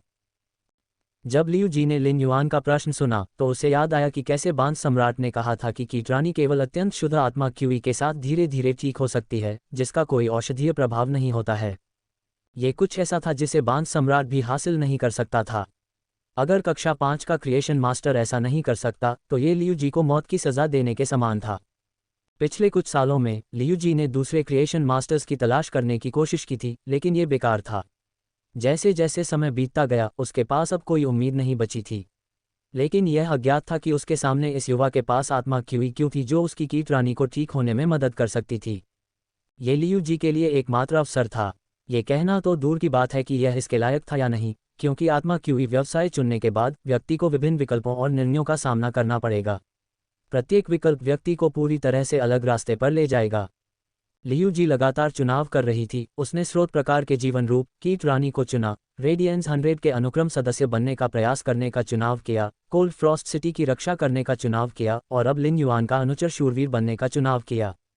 लियू जी ने यह कहने की हिम्मत नहीं की कि उनका प्रत्येक विकल्प बिल्कुल सही था या निश्चित रूप से बहुत अच्छा विकल्प था, लेकिन लियू जी को अपने विकल्पों पर कभी पछतावा नहीं होगा। लियू जी अचानक मुस्कुराए और उनके दृढ़ चेहरे पर एक मूर्खतापूर्ण भाव प्रकट हुआ। इसके लायक है। जिन दिनों लियू जी स्पिरिट क्यूई प्रोफेशनल नहीं बन पाए, उन्हें ऐसा महसूस हुआ मानो वह चलती फिरती लाश हो। अभी उम्मीद की रोशनी इतनी चमकदार थी कि लियू जी अपनी आंखें नहीं मोड़ पा रहे थे। लिन युआन ने गंभीरता से अपना हाथ बढ़ाया और लियू जी से हाथ मिलाया। दोनों ने भले ही ज्यादा ताकत का इस्तेमाल नहीं किया हो, लेकिन उनका हाथ मिलाना काफी मजबूत था। लिन युआन ने लियू जी को खींचकर कहा, चूंकि आपने मेरा अनुचर शूरवीर बनना चुना है, इसलिए मैं भी अपनी जिम्मेदारियां पूरी करूंगा। कुछ दिनों में मैं आपको कीट रानी का प्रारंभिक उपचार करने में मदद करूंगा। रून शपथ ने लियू जी और लिन युआन को एक साथ बांध दिया था। लियू जी ने लिन युआन के वाहक रहते हुए शपथ ली थी, बाद वाला निश्चिंत होकर लियू जी की वफादारी स्वीकार कर सकता था। वास्तव में लिन युआन को जिम्मेदारी लेने की जरूरत नहीं थी, लेकिन लिन युआन ऐसा व्यक्ति नहीं था। लियू जी की वफादारी प्राप्त करने के बाद लिन युआन ने तुरंत अपने ऊपर एक भारी जिम्मेदारी महसूस की। लियू जी रेडियंस 100 सीक्वेंस के पूर्व सदस्य थे। अगर लिन युआन ने कहा कि ऐसा व्यक्ति उनका अनुचर था, तो कोई भी उस पर विश्वास नहीं करेगा। लिन युआन की प्रतिक्रिया सुनने के बाद लियू जी ने और भी अधिक मूर्खतापूर्ण मुस्कान बिखेरी, क्योंकि लियू जी को पता था कि उसने गलत व्यक्ति के प्रति अपनी वफादारी की शपथ नहीं ली थी। वास्तव में अगर आपने मुझसे सीधे तौर पर अपनी कीट रानी को ठीक करने के लिए कहा होता तो भी मैं मना नहीं करता। लियू जी ने कोल्ड फ्रॉस्ट सिटी के लिए सब कुछ दांव पर लगा दिया था। उसने सिर्फ सुरक्षा देने के लिए अपनी प्रतिष्ठा और अपने सपने को दांव पर लगा दिया था। ऐसा व्यक्ति वह था जिसका लिन युआन निश्चित रूप से सम्मान और प्रशंसा करेगा। इसलिए जब से लिन युआन को लियू जी की पहचान के बारे में पता चला, उसने पहले से ही लियू जी की मदद करके उनकी कीट रानी को ठीक करने का विचार बनाया था। हालांकि उसने नहीं सोचा था कि लियू जी इतनी सीधी सादी होगी और उसका अनुचर शूरवीर बनना पसंद करेगी। कौन अपने जीवन के अंत तक चलने के लिए सब कुछ नहीं करेगा? पहले मुझे कोई उम्मीद नहीं दिख रही थी, इसलिए मैं केवल उलझन में अपना जीवन जी सकता था। अब जब उम्मीद दिखाई दी है तो मैं इसे पाने के लिए कड़ी मेहनत कैसे नहीं कर सकता। आज से मैं युवा स्वामी की तलवार और ढाल बनूंगा। जब लियू जी ने लिन युआन को युवा गुरु कहा तो लिन युआन ने तुरंत कहा, बस मुझे लिन युआन कहो। क्या तुम अभी मेरे साथ जिया क्षेत्र में चलोगे? मेरा घर रेडबर्ड सिटी में नहीं है। लियू जी ने एक पल सोचा और कहा, लिन युआन, क्यों न मैं 3 दिन बाद जिया क्षेत्र में तुम्हारी तलाश करूं? मुझे अगले 2 दिनों में कुछ काम निपटाने हैं। लियू जी भले ही बिना किसी उम्मीद के उलझन भरी जिंदगी जी रहे हों, लेकिन उन्होंने पिछले 2 सालों में काफ़ी पैसा कमाया है। लियू जी ने इस पैसे का इस्तेमाल 1 दर्जन से ज़्यादा बच्चों की परवरिश के लिए किया और स्टार वेब पर इन बच्चों के लिए एक शिक्षा कोष तैयार किया। शिक्षा कोष में उनकी स्कूल फीस और फेस चुनने के लिए ज़रूरी खर्च भी शामिल था। अब जब लियू जी को लिन युआन से 120 रेडियंस डॉलर और मिल गए, तो लियू जी के लिए शिक्षा कोष के लिए ज़रूरी पैसे जमा करना काफ़ी था। लिन युआन ने यह नहीं पूछा कि लियू जी को क्या तय करना था। अगर लिन युआन को पता होता तो वह और भी ज़्यादा प्रशंसा महसूस करता। हालांकि लिन युआन ऐसा नहीं करेगा, यह उसके विश्व दृष्टिकोण, विकल्पों और प्राथमिकता के कारण हो सकता है। लिन युआन ने 2 रिटेनर क्रेस्ट वाले बॉक्स को खोला। लिन युआन को यह बॉक्स कुछ घंटे पहले ही मिला था। उसने कभी नहीं सोचा था कि वह कुछ ही घंटों में रिटेनर क्रेस्ट में से एक दे देगा। लिन युआन को सौंपी गई रिटेनर शिखा को देखकर लियू जी ने उसे अपने हाथ में पकड़ लिया और तुरंत अपनी बाईं छाती पर पहन लिया। लियू जी को रिटेनर क्रेस्ट प्राप्त करके आश्चर्य हुआ, लेकिन यह उनकी अपेक्षा के अनुरूप भी था। लियू जी ने अपनी इच्छाशक्ति रून का उपयोग करके लिन युआन के प्रति शपथ ली थी, और रेडियंस फेडरेशन को यह सुनिश्चित करने के लिए किसी कानून की आवश्यकता नहीं थी कि लियू जी शपथ का पालन करेंगे। लेकिन जब लिन युआन ने रिटेनर क्रेस्ट लियू जी को सौंप दिया, तो ये लियू जी के प्रति लिन युआन की स्वीकृति और मान्यता थी। साल पहले क्लास 2 क्रिएशन मास्टर्स की बात तो दूर, लियू जी को क्लास 3 क्रिएशन मास्टर्स से भी बहुत कुछ मिला था। वह क्लास 5 क्रिएशन मास्टर्स में से एक बैम्बू मोनाक से भी मिला था। लेकिन अब जब लियू जी ने इस वर्ग 2 सृजन मास्टर की अनुचर शिखा को अपनी बाईं छाती पर पहना, तो उसे ऐसा महसूस हुआ जैसे कि शिखा से गर्मी निकल रही हो और उसका दिल गर्म हो गया हो। लियू जी ने शिखर पर लगे 2 सितारों के पास लगी छोटी ढाल को देखा और उसे अपने शेष जीवन की जिम्मेदारी का एहसास हुआ। लियू जी से अलग होने के बाद लिन युआन सीधे जिया क्षेत्र की ओर चल पड़ा। वह चिमी को घर पर अकेला छोड़ने में सहज नहीं था। भले ही चिमी एक कांस्य परी थी, फिर भी लिन युआन को डर था कि कहीं उसे कुछ हो न जाए। जब से लिन युआन चिमी को वापस घर लाया था, ये पहली बार था जब वह इतने लंबे समय तक चिमी से दूर था। फेस्टो में वापस आकर लिन युआन ने दरवाज़ा खोला और आवाज़ सुनते ही चिमी तुरंत लिन युआन के कंधे पर चढ़ गई। फिर वह लिन युआन के कान पर कूद गई और अपने छोटे से सिर का इस्तेमाल करके उसके बालों पर रगड़ने लगी, ताकि अपनी तड़पती हुई भावनाओं को व्यक्त कर सके। चिमी को लिन युआन को देखे हुए काफ़ी समय हो गया था और उसे वाकई उसकी याद आ रही थी। वास्तव में चिमी को उसके गाने को स्ट्रीम करने का भी मन नहीं था, जिससे चिमी के प्रशंसकों में हंगामा मच गया। अब चिमी के बहुत सारे प्रशंसक हो गए थे और स्टार वेब पर कोई भी मौजूदा संगीत स्ट्रीमर इसके साथ प्रतिस्पर्धा करने में सक्षम नहीं था। इससे पहले कि लिन युआन चिमी को शांत कर पाता, उसने अचानक घर में रैक को देखा जो दयनीय स्थिति में ढह गए थे। रैक के लकड़ी के हिस्से सभी बिखर गए थे और धातु के हिस्से विकृत हो गए थे। पहले रेड थॉर्न की ऊंचाई केवल आधे मीटर से थोड़ी अधिक थी। एलीट ग्रेड में विकसित होने के बाद ये 1.5 मीटर से अधिक हो गया था। इसके अलावा ये केवल माउथ ऑफ रिलिंक्विश की ऊंचाई थी। उस समय त्याग का मुख एक झुर्रीदार और कांटों से भरा गोला जैसा था। कांटों के कई मुंह थे और वे सभी बाहर की ओर दांत दिखा रहे थे। पिछले मल्टीफ्लोरा फूलों की संक्षारक गुहाएं सामान्य ग्रेड में विकसित होने के बाद पहले ही रूपांतरित हो चुकी थीं। वर्तमान में 2 मल्टीफ्लोरा फूलों की तरह 8 और फूल थे। उन्होंने 10 फूलों के साथ एक घेरा बनाया और त्याग के मुख को घेर लिया। बहु वनस्पति फूल एक वाश पात्र जितने बड़े थे और इसे असामान्य तरीके से खोला गया था। लिन युआन को स्रोत बीज के डेटा में परिवर्तन महसूस हो रहा था। अगर 10 फूल हमला करते तो हर फूल एक पल में 5 लीटर संक्षारक द्रव छिड़क सकता था। संक्षारक द्रव की तीव्रता बलुआ पत्थर और मिट्टी को भी संक्षारित करने में सक्षम थी। जहां तक कांटेदार लताओं की बात है जिन्हें बढ़ाने के लिए लिन युआन ने रेड थॉर्न से कहा था, वे अब 5 सेंटीमीटर लंबे कांटों से भरी हुई थीं। प्रत्येक लता 4 मीटर तक पहुंच सकती थी और कुल 16 लताएं थीं। अगर वे इधर उधर भागने लगे तो वे शायद पल भर में दुश्मन को चीरकर टुकड़े टुकड़े कर सकते थे। कुछ बेलें बाहरी हिस्से में 6 मीटर तक लंबी थीं और ये नई उगी हुई बेलें थीं। वे अंदर की बेलों जितनी घातक नहीं लगती थीं। जैद जैसी बेलें 3 सेंटीमीटर लंबी उल्टी नुकीली कीलों से भरी हुई थीं। लड़ाई के दौरान ये बेलें फैलने और पीछे हटने में सक्षम थीं। लिन युआन ने रेड थॉर्न की बेहतरीन क्षमता आर्मर शैटर रिप को देखा। उसे लगा कि रेड थॉर्न पहले से ही एक ऐसे जीवन रूप में विकसित हो चुका है जिसमें बेहद आक्रामक हमले करने की क्षमता है। आर्मर शैटर रिप बाहरी लताओं जिनमें 3 सेंटीमीटर लंबे उल्टे स्पाइक्स थे या आंतरिक लताओं जिनमें 5 सेंटीमीटर लंबे उल्टे स्पाइक्स थे, दोनों के लिए एक बढ़िया पूरक था। जब लताओं को लहराया जाता था तो उनमें आर्मर शैटर प्रभाव होता था और यहाँ तक कि एक रक्षा प्रकार के फीका मांस भी बेलों से कुछ कोड़ों के बाद फट जाता था। इसके अलावा स्पाइक्स एक उल्टे हुक के आकार में थे, इसलिए जब लताएं खींचती थीं तो यह निश्चित रूप से मांस का एक टुकड़ा चीर देती थी। एलीट ग्रेड सोर्स सीड में विकसित होने के बाद रेड थॉर्न के पास बुद्धिमत्ता थी। लिन युआन के साथ किए गए रक्त अनुबंध ने रेड थॉर्न को उसके साथ घनिष्ठ रक्त संबंध महसूस करने की अनुमति दी। रेड थॉर्न ने फिर अपनी एक आंतरिक बेल को फैलाया। ये बेल दूसरी आंतरिक बेलों की तरह ही थी, लेकिन इसमें कोई कांटा नहीं था। बेल लिन युआन की कलाई के चारों ओर लिपटी हुई थी और वह रेड थॉर्न से निकलने वाली अंतरंग भावनात्मक तरंगों को स्पष्ट रूप से महसूस करने में सक्षम था। यह एक आकर्षक प्रलोभन की तरह था। लिन युआन रेड थॉर्न के विचारों को अस्पष्ट रूप से महसूस करने में सक्षम था।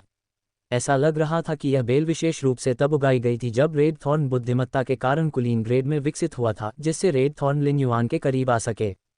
जब रेड थॉर्न ने लिन युआन को अपने पास पाया तो उसने एक सुखद भावना पैदा की और जल्दी ही लिन युआन को प्रभावित किया। अपनी कलाई पर रेड थॉर्न, जीनियस, चिमी और मोबियस को देखते हुए लिन युआन ने विशेष रूप से संतुष्टि महसूस की। अब उसके मन में भविष्य के बारे में कोई डर नहीं था। वह भविष्य की ओर देख रहा था और दोगुनी गति से आगे बढ़ना चाहता था। रेड थॉर्न के लिए कांस्य एलियन कीट का मांस तैयार करने के बाद लिन युआन ने स्टार वेब पर लॉग इन किया। वह जो जियाक्सिन के साथ मुलाकात में चूकने के लिए काफ़ी क्षमा प्रार्थी था। साथ ही उसे इस बात का अफसोस भी था कि वह कोई दुर्लभ और छिपी हुई वस्तु नहीं खोज सका। लिन युआन अब भारी मात्रा में घटिया ऊर्जा अयस्क खरीदने की योजना बना रहा था। सबसे पहले 5 फॉर्चून रांचो और मादा स्पिरिट सिफॉन गोल्डफिश द्वारा उत्पादित मछली के अंडों सहित कई स्पिरिट सिफॉन गोल्डफिश बैचों के पोषण के बाद निम्न ऊर्जा अयस्क समाप्त हो रहे थे। दूसरे, लिन युआन को कीटरानी को ठीक करने के लिए भारी मात्रा में शुद्ध आत्मा क्यूई की आवश्यकता थी। वास्तव में लिन युआन को नहीं लगा कि कीटरानी की चोटों का इलाज करना मुश्किल था। उसे बस बड़ी मात्रा में शुद्ध आत्मा क्यूई प्रदान करना था और कीटरानी की खपत को बनाए रखना था। एक स्रोत प्रकार के जीवन रूप के रूप में कीटरानी के पास एक निश्चित पुनर्प्राप्ति क्षमता थी और पर्याप्त आत्मा क्यूई की आपूर्ति के साथ इसे ठीक होने के लिए बहुत ही कम समय की आवश्यकता होगी। लिन युआन ने इस बार जो जियाक्सिन को कोई संदेश नहीं भेजा और उसकी दुकान पर चला गया। जो जियाक्सिन के स्टोव पर पहुंचने के बाद लिन युआन ने उसे अंदर खड़ा देखा तो वह जल्दी से अंदर घुस गया। बड़ी बहन शिन, मैं पिछले 2 दिनों से व्यस्त थी, इसलिए मैं कल की नियुक्ति पर नहीं आ सकी क्योंकि मुझे उन गंभीर रूप से घायल और क्षतिग्रस्त जड़ों वाले पौधों को चुनना था। जो जियाक्सिन स्टोव के खातों को देख रही थी और जब उसने लिन युआन को देखा तो वह तुरंत खड़ी हो गई। जो जियाक्सिन ने कई चीज़ों के बारे में सोचा था जब लिन युआन कल की नियुक्ति से चूक गया था। उसने लिन युआन को एक संदेश भेजा था लेकिन उसे कोई जवाब नहीं मिला था। एक अनुमान लगाने के बाद उसने कल आने वाले गंभीर रूप से घायल फेई के एक हिस्से को बेचने का कठोर निर्णय लिया था, लेकिन उसने सबसे अच्छे लोगों को पीछे छोड़ दिया था। वह लिन युआन के आने का इंतजार करना चाहती थी और उसके पास चुनने के लिए अभी भी सामान था। जो जियाक्सिन एक ऐसी व्यक्ति थी जिसके पास साहसिक विचार और कार्य थे। चूंकि उसने पहले ही तय कर लिया था कि लिन युआन के पास एक सृजन गुरु का समर्थन है, इसलिए लिन युआन के स्पष्ट दृष्टिकोण को व्यक्त करने से पहले वह सब कुछ करने जा रही थी जो उससे अपेक्षित था। जब वह खातों को देख रही थी तो जो जियाक्सिन का ध्यान भंग हो गया था। अब जब लिन युआन ने स्टोव का दौरा किया तो उसका दिल तुरंत शांत हो गया। जैसे ही वह खड़ी हुई उसने देखा कि लिन युआन ने क्लास 2 क्रिएशन मास्टर का प्रतीक चिन्ह पहना हुआ था। जो जियाक्सिन क्रिएशन मास्टर्स के बारे में बहुत कुछ जानता था। लिन युआन का इतनी कम उम्र में क्लास 2 क्रिएशन मास्टर बनना उसके सवालों के जवाब पहले ही दे चुका था। लिन युआन के पास संसाधनों का एक विशाल भंडार होना चाहिए जिसकी वह कभी कल्पना भी नहीं कर सकती थी। भले ही लिन युआन के पास कोई संसाधन नहीं था, जो जियाक्सिन को लगा कि लिन युआन के साथ एक महान संबंध बनाने के लिए उसे सब कुछ करना चाहिए, जो कि एक युवा वर्ग 2 सृजन मास्टर था। तुम इतनी विनम्र क्यों हो? बड़ी बहन शिन ने तुम्हारे लिए खास तौर पर कुछ बेहतरीन परियों को सुरक्षित रखा है। अगर जो जियाक्सिन के जवाब ने लिन युआन को थोड़ा हैरान कर दिया। क्षतिग्रस्त जड़ों के साथ गंभीर रूप से घायल फे को स्टोव करना बेहद मुश्किल था। एक बार फे के नष्ट हो जाने पर कीमत में 10% की गिरावट नहीं आएगी। किसी भी अन्य सामान्य कारोबारी दिन पर जो जियाक्सिन निश्चित रूप से ऐसा नहीं करेगी।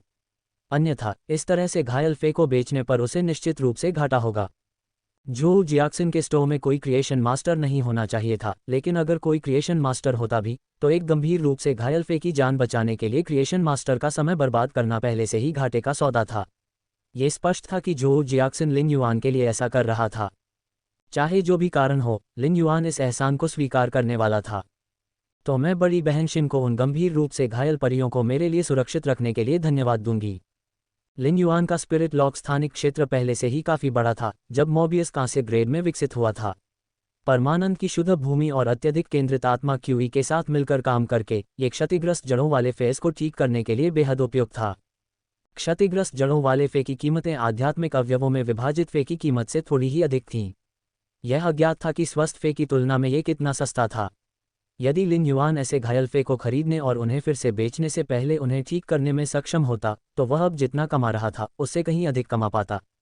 लिन युआन को रेड थॉर्न को पोषित करने के लिए न केवल भारी मात्रा में आयामी जीवन रूपी मांस की आवश्यकता थी, बल्कि उसे जैस्मीन लिली की गुणवत्ता को लीजेंड तक उन्नत करने की तैयारी भी करनी थी। लिन युआन ने पहले ही हिंसक स्वभाव वाली महिला से रिवाइवल मिट्टी के लिए अपॉइंटमेंट ले लिया था और वह इसे कुछ और दिनों में प्राप्त कर सकेगा। 2 महोगनी ट्री कोर और 1 लीटर ग्रासवुड फाउंटेन वाटर के लिए लिन युआन को अभी तक कोई समाधान नहीं मिला था। ग्रासवुड फाउंटेन वाटर बाजार में उपलब्ध हो सकता है, लेकिन 1 लीटर ग्रासवुड फाउंटेन वाटर बिल्कुल सस्ता नहीं था। इसलिए संसाधनों का संचय लिन युआन की पहली प्राथमिकता थी। संसाधनों को इकट्ठा करते समय लिन युआन अवचेतन रूप से अपनी ताकत भी बढ़ा रहा होगा। जब जो जियाक्सिन ने लिन युआन को धन्यवाद व्यक्त करते हुए सुना तो उसकी मुस्कान और भी उज्जवल हो गई। उसने पहले भी अच्छे ग्राहक संबंध बनाने के लिए ऐसे उपाय किए थे, लेकिन ऐसा करने से पहले ग्राहक को पहले एहसान स्वीकार करने के लिए तैयार होना चाहिए। अन्यथा भले ही उसने अपेक्षा से अधिक किया हो, ये बेकार होगा यदि ग्राहक इसके लिए आभारी नहीं है। आओ मेरे पीछे गोदाम में चलो, जहां मैंने 3 गंभीर रूप से घायल और लगभग मरणासन परियों को सुरक्षित रखा है। वे 3 परियां इस बैच की डिलीवरी में सर्वश्रेष्ठ हैं। लिन युआन से बात करने के बाद जो जियाक्सिन ने स्टोर के कर्मचारियों को सूचित किया जो व्यस्त थे और लिन युआन को गोदाम की ओर ले आए। जो जियाक्सिन के स्टोर का स्टाफ एक जीवंत और थोड़ी मोटी युवती थी। जब लिन युआन पहले आया था तो युवती ने उसे नहीं देखा था, इसलिए इस बार वह आखिरकार उससे मिली। युवती ने लिन युआन पर कुछ नज़र डाली। एक फी और आध्यात्मिक सामग्री स्टोर के कर्मचारी के रूप में उसने लिन युआन की छाती पर क्लास 2 क्रिएशन मास्टर शिखा देखी। क्रिएशन मास्टर्स के प्रति सहज श्रद्धा के कारण यहाँ तक कि जीवंत युवती ने भी लिन युआन के पास जाकर उनका अभिवादन करने की हिम्मत नहीं की। जब लिन युआन जो जियाक्सिन का गोदाम में पीछा कर रहा था तो वह महसूस कर सकता था कि जो जियाक्सिन के पास पूछने के लिए कुछ है, लेकिन वह नहीं जानती थी कि कैसे पूछे, जबकि वह लगातार बातचीत कर रही थी। लिन युआन ने इसका खुलासा नहीं किया। जो जियाक्सिन के साथ उसका सिर्फ ग्राहक संबंध था। अगर जो जियाक्सिन को व्यापारिक मामलों में उसकी मदद की ज़रूरत होती तो लिन युआन मदद करने से पीछे नहीं हटता। हालांकि जो जियाक्सिन को कीमत चुकाने में सक्षम होना चाहिए। अगर यह कोई दूसरा मामला था जिसे अस्वीकार किया जाना चाहिए तो लिन युआन मना करने में संकोच नहीं करेगा, क्योंकि वह ऐसा व्यक्ति नहीं था जो हर किसी के साथ अच्छे संबंध रखने की कोशिश करता हो। गोदाम में घुसते ही लिन युआन ने देखा कि एक मरता हुआ परी फर्श पर आराम कर रहा था। यह एक मृग था।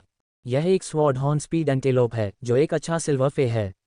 इस स्वॉर्ड हॉर्न स्पीड एंटेलोप का स्वॉर्ड हॉर्न अच्छी स्थिति में है और यह पहले से ही सिल्वर एक्स एलीट में है।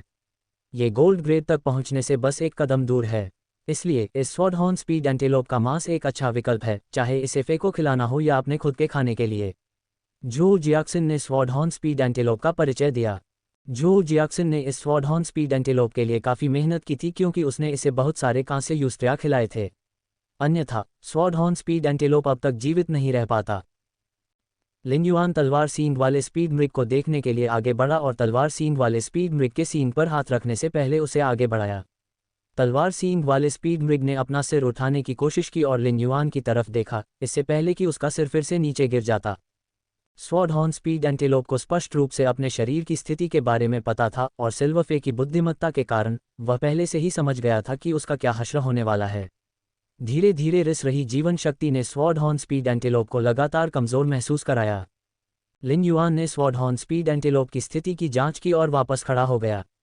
लिन युआन को अपनी उपचार क्षमता की सीमाएं नहीं पता थीं, इसलिए वह इस स्वॉर्ड हॉर्न स्पीड एंटीलोप को एक प्रयोग के रूप में इस्तेमाल करने की योजना बना रहा था। वह देखना चाहता था कि अगर वह स्पिरिट लॉक स्थानिक क्षेत्र के भीतर परमानंद की शुद्ध भूमि का उपयोग करता है और 1 घंटे के लिए अपनी आत्मा क्यूई को पूरी ताकत से प्रसारित करता है, तो स्वॉर्ड हॉर्न स्पीड एंटीलोप कितना ठीक हो सकता है। जो जियाक्सिन को शायद पहले से ही पता था कि लिन युआन क्लास 2 क्रिएशन मास्टर था, लेकिन आदत के अनुसार उसने फिर भी लिन युआन को स्वॉर्ड हॉर्न स्पीड एंटीलोप के बारे में विस्तृत जानकारी दी। इस स्वॉर्ड हॉर्न स्पीड एंटीलोप की चोटें सतह पर दिखाई नहीं दे सकती हैं, लेकिन अंदर से चोटें बहुत बुरी हैं। इस स्वॉर्ड हॉर्न स्पीड एंटीलोप को एक जोरदार प्रहार का सामना करना पड़ा, जिससे इसके अंदरूनी अंग विस्थापित हो गए और कुछ अंग फट भी गए। जब मैं इसे कुछ कांस्य यूस्ट्रिया खिला रहा था तो इसने स्वॉर्ड हॉर्न स्पीड एंटीलोप को कुछ ऊर्जा वापस पाने में मदद की। लेकिन अब इस स्थिति में स्वॉर्ड हॉर्न स्पीड एंटीलोप 5 घंटे से ज़्यादा नहीं टिक पाएगा। लिन युआन ने पहले ही स्वॉर्ड हॉर्न स्पीड एंटीलोप की चोटों का निरीक्षण कर लिया था। फिर भी जो जियाक्सिन के स्पष्टीकरण को सुनने के बाद वह जो जियाक्सिन के व्यवसाय के तरीके पर विलाप करने से खुद को नहीं रोक सका। ऐसे गंभीर रूप से घायल फे के लिए, जब तक वह अभी भी जीवित है, विक्रेता चोटों के बारे में बताने और मृत्यु के समय की भविष्यवाणी करने की पहल नहीं करेगा। स्वॉर्ड हॉर्न स्पीड एंटीलोप की तरह, जिस पर कोई बाहरी चोट नहीं थी, अन्य स्टो मालिक कभी भी यह निर्दिष्ट नहीं करेंगे कि यह 5 घंटे के भीतर मर जाएगा। ऐसा करने से ये फे के मूल्य को काफ़ी कम कर देगा। लिन युआन वास्तव में जो जियाक्सिन की व्यावसायिक पद्धति के प्रति प्रशंसा से भर गया था, जो ईमानदारी के अलावा और कुछ नहीं था। बड़ी बहन शिन, इस तलवार सींग स्पीड मृग की कीमत क्या है? इस मरते हुए silver sword horn speed antelope की कीमत बहुत ज़्यादा नहीं होगी। भले ही स्वॉर्ड हॉर्न स्पीड एंटीलोप का तलवार सींग अच्छी हालत में हो, लेकिन इसे कोई दुर्लभ आध्यात्मिक घटक नहीं माना जाता। जब मृग के सींग को आध्यात्मिक घटक के रूप में प्रयोग किया जाता था तो इसे सामान्यतः पाउडर के रूप में पीस लिया जाता था, इसलिए यह आवश्यक नहीं था कि यह अच्छा दिखे। एक स्वॉर्ड हॉर्न स्पीड एंटीलोप के तलवार सींग की कीमत एक सिल्वर फे के मांस की कीमत के बराबर थी, जो 70 सेंटी से अधिक थी। स्वॉर्ड हॉर्न स्पीड एंटीलोप एक फुर्तीला आक्रामक प्रकार का फे था। ये बहुत ज़्यादा नुकसान पहुंचाता था और इसे पालना आसान था, इसलिए इसे काफ़ी लोकप्रिय फे माना जाता था। $100 पर्याप्त होंगे। जो जियाक्सिन बहुत स्पष्टवादी था। लिन युआन ने कीमत का हिसाब लगाया। एक मृत स्वॉर्ड हॉर्न स्पीड एंटीलोप को खरीदने के लिए $100 का खर्च उचित था। इस हालत में एक स्वॉर्ड हॉर्न स्पीड एंटीलोप के लिए कीमत लगभग $150 होनी चाहिए। ये स्पष्ट था कि जो जियाक्सिन ने उसके लिए कीमत कम कर दी थी। युआन को याद आया कि कैसे जो जियाक्सिन कुछ कहने में झिझक रही थी। इस सौदे के बाद जो जियाक्सिन शायद वह नहीं कहेगी जो वह कहना चाहती थी। लिन युआन ने जो जियाक्सिन को देखा और महसूस किया कि वह भी उसे देख रही थी। लिन युआन मुस्कुराया और कहा, ठीक है। जब जो जियाक्सिन ने लिन युआन के हाव भाव देखे तो वह भी बहुत खुश हुई। उसकी हरकतें पहले से ही बहुत स्पष्ट थीं और एक चतुर व्यक्ति उसके शब्दों के अर्थ का स्पष्ट अनुमान लगा सकता था। चूंकि लिन युआन ने मना नहीं किया, इसका मतलब था कि उसके लिए बाद में बातचीत करना संभव था। स्वॉर्ड हॉर्न स्पीड एंटीलोप से निपटने के बाद जो जियाक्सिन ने बगल में एक जले हुए पेड़ के तने की ओर इशारा किया और कहा, अगला फे यह है। लिन युआन देख सकता था कि काली काली लकड़ी जले हुए निशानों से भरी हुई थी। लिन युआन वहां गया और अपने हाथ से जले हुए निशानों को छुआ। उसने महसूस किया कि जिस जगह को उसने छुआ था वह छूते ही सूख गई थी। लिन युआन हैरान रह गया। इस पेड़ के तने को एबिस डायमेंशनल रिफ्ट से निकले किसी राक्षस की लपटों से जलाया जाना चाहिए था। तने पर निशान और मुरझाने वाले प्रभाव एबिस लपटों से बहुत मिलते जुलते थे। तना नंगा था और कुछ भी नहीं बचा था। तने के नीचे की जड़ें केवल आधे मीटर लंबी थीं और बाकी कटी हुई थीं। पेड़ के तने पर एक छेद भी था और यह स्पष्ट था कि पेड़ का मूल भाग खोदा गया था। हालांकि लिन युआन अभी भी पेड़ के भीतर जीवन शक्ति के हल्के निशान महसूस कर सकता था। केवल उच्च श्रेणी के लकड़ी प्रकार के स्पिरिट पौधे ही पेड़ के कोर को विकसित करने में सक्षम होंगे। पेड़ के कोर वाले स्पिरिट पौधे सबसे खराब स्थिति में सिल्वर ग्रेड थे। दूसरे शब्दों में, वह दयनीय पेड़ जो रसातल की लपटों से जल गया था, कम से कम एक सिल्वर फे था। लिन युआन को लगा कि अगर यह पेड़ इतने लंबे समय तक जीवित रह सकता है और अपना मूल खोने के बाद भी इसमें जीवन शक्ति का अंश बना हुआ है, तो यह साबित होता है कि यह स्पिरिट प्लांट सामान्य नहीं है। ये गोल्ड स्पिरिट प्लांट हो सकता है। लिन युआन ने पेड़ की जांच करने के लिए ट्रू डेटा का इस्तेमाल किया और जानकारी देखने के बाद उसे झटका लगा। फे नाम सिल्वर स्वीट ओस्मांथस। फे प्रजाति ओस्मांथस वंश ओस्मांथस फ्रेग्रेंस प्रजाति। फे ग्रेड स्वर्ण 4/10। फे प्रकार लकड़ी। फे गुणवत्ता दोषरहित। क्षमताएं ओस्मांथस सुगंध। ओस्मांथस सुगंध मन का ध्यान उठा सकती है और थकान को खत्म कर सकती है। गिरते फूल। फूल 4 मौसमों में खिलते और मुरझाकर गिरते हैं। गिरे हुए फूल लक्ष्य के शरीर के भीतर के जहर को तेजी से खत्म कर सकते हैं। स्पष्टता पुष्पकली। जो पुष्पकलियां खिल नहीं पाईं, उनमें अमृत होता है जो आध्यात्मिक चोटों को ठीक कर सकता है। ओस्मांथस की आत्मा। ओस्मांथस में एक सौभाग्यपूर्ण आभा होती है जो शापों और शाप के निशानों से होने वाले नुकसान का प्रतिरोध कर सकती है और उन्हें खत्म कर सकती है। विशिष्ट कौशल। विष और अभिशाप निवारण। सभी प्रकार के विषों को प्रभावी ढंग से हटाता है जिनका उपचार कठिन है और अभिशाप और जादू टोने जैसे आध्यात्मिक विषयों को तोड़ता है। उस समय जो जियाक्सिन की आवाज़ फिर से गूंजी। इस फे का मूल्यांकन किया गया है और यह गोल्ड स्पिरिट प्लांट है। यह ओस्मैंथस प्रजाति का होना चाहिए। जो जियाक्सिन को भी इस स्पिरिट प्लांट के बारे में ज़्यादा जानकारी नहीं थी। जब उसने इसे आयात किया था तब उसे सिर्फ इतना पता चला था कि यह गोल्ड ग्रेड है और ओस्मैंथस प्रजाति का है। यह पहले से ही इस अवस्था में आ चुका था। अगर यह ओस्मैंथस प्रजाति का गोल्ड फे नहीं होता तो जो जियाक्सिन इसे नहीं रखता। बेशक भले ही यह गोल्ड ओस्मैंथस इस अवस्था में होता, अगर कोर अभी भी आसपास होता तो जो जियाक्सिन इसे खरीदने में सक्षम नहीं होता। प्राचीन काल से ही ओस्मांथस 10 प्रसिद्ध फूलों में से एक था। आत्मा की जागृति के बाद सभी 10 प्रसिद्ध फूल शीर्ष पर बने रहे और ओस्मांथस एक शानदार और सौभाग्यशाली फूल भी था। इसलिए ओस्मांथस की कीमत पौधे प्रकार के फे के बीच शीर्ष पर बनी हुई थी। इसके अलावा ओस्मांथस की पंखुड़ियां उच्च श्रेणी की आध्यात्मिक सामग्री और भोजन भी थीं। इसने ओस्मांथस की कीमत को और भी हास्यास्पद बना दिया। मनुष्य हमेशा शुभ संकेतों के प्रति सजग रहते थे और जब इसे सुंदरता के साथ जोड़ दिया जाता था तो निश्चित रूप से इसकी कीमत कई गुना बढ़ जाती थी। जहां तक उन अस्तित्वों की बात है जो शुभ, सुंदर और शक्तिशाली प्रभाव वाले थे, लोग उन्हें खजाने की तरह मानते थे। ओस्मैंथस ऐसा ही एक अस्तित्व था। हालांकि जो जियाक्सिन एक ओस्मैंथस वापस लाया था जो लगभग चारकोल जैसा था, और एकमात्र चीज जो कुछ मूल्यवान थी वह थी लकड़ी की पतली परत जो कोर के चारों ओर लिपटी हुई थी। इसका उपयोग सोने के ग्रेड के पौधों के लिए आध्यात्मिक सामग्री के रूप में किया जा सकता है। हालांकि ये केवल एक साधारण आध्यात्मिक घटक था, क्योंकि ओस्मैंथस पौधे पर अधिकांश प्रभावी भाग फूल और पत्तियों पर थे, न कि पेड़ के तने पर। उस समय जो जियाक्सिन को नहीं पता था कि लिन युआन के विचार उससे बिल्कुल अलग थे। यह कोई साधारण ओस्मैंथस नहीं था, बल्कि एक सिनेबार स्वीट ओस्मैंथस था और यह क्षमताओं और विशेष कौशल के सबसे अच्छे संयोजन वाला था। विशेष कौशल सिनेबार स्वीट ओस्मैंथस की सभी 4 क्षमताओं को बढ़ाने में सक्षम था। ये सिल्वर स्वीट ओस्मैंथस केवल जहर प्रकार और अभिशाप प्रकार के परियों का शत्रु था। यह न केवल सभी प्रकार के जहर को हटाने में सक्षम था, यह आध्यात्मिक प्रकार के जहरों को भी ठीक कर सकता था और हटा सकता था। यहाँ तक कि अभिशाप प्रकार के जहर और अभिशाप के निशान जिन्हें हटाना सबसे कठिन था, उन्हें भी यह सिल्वर स्वीट ओस्मैंथस दूर कर सकता था। ये वास्तव में एक कार्डिनल खजाना था और इसे क्लासिक और शुद्ध उपचार प्रकार के फे के रूप में जाना जा सकता था। अपनी क्षमताओं और विशेष कौशल के अलावा सिनेबार स्वीट ओस्मांथस भी ओस्मांथस प्रजातियों में से एक प्रसिद्ध प्रजाति थी। खिलने वाले फूल शाखाओं पर लटकते हुए हजारों की संख्या में होते थे और सूर्यास्त के समय बादलों से भी अधिक चमकदार होते थे। यह एक बहुत ही शुभ आभा वाला एक ऐसा फी था, लेकिन वर्तमान स्थिति वास्तव में दयनीय थी। यदि इस सिल्वर स्वीट ओस्मांथस को दूसरों के सामने रखा जाए तो ये बेकार हो सकता है और इसका उपयोग केवल आध्यात्मिक घटक के रूप में किया जा सकता है।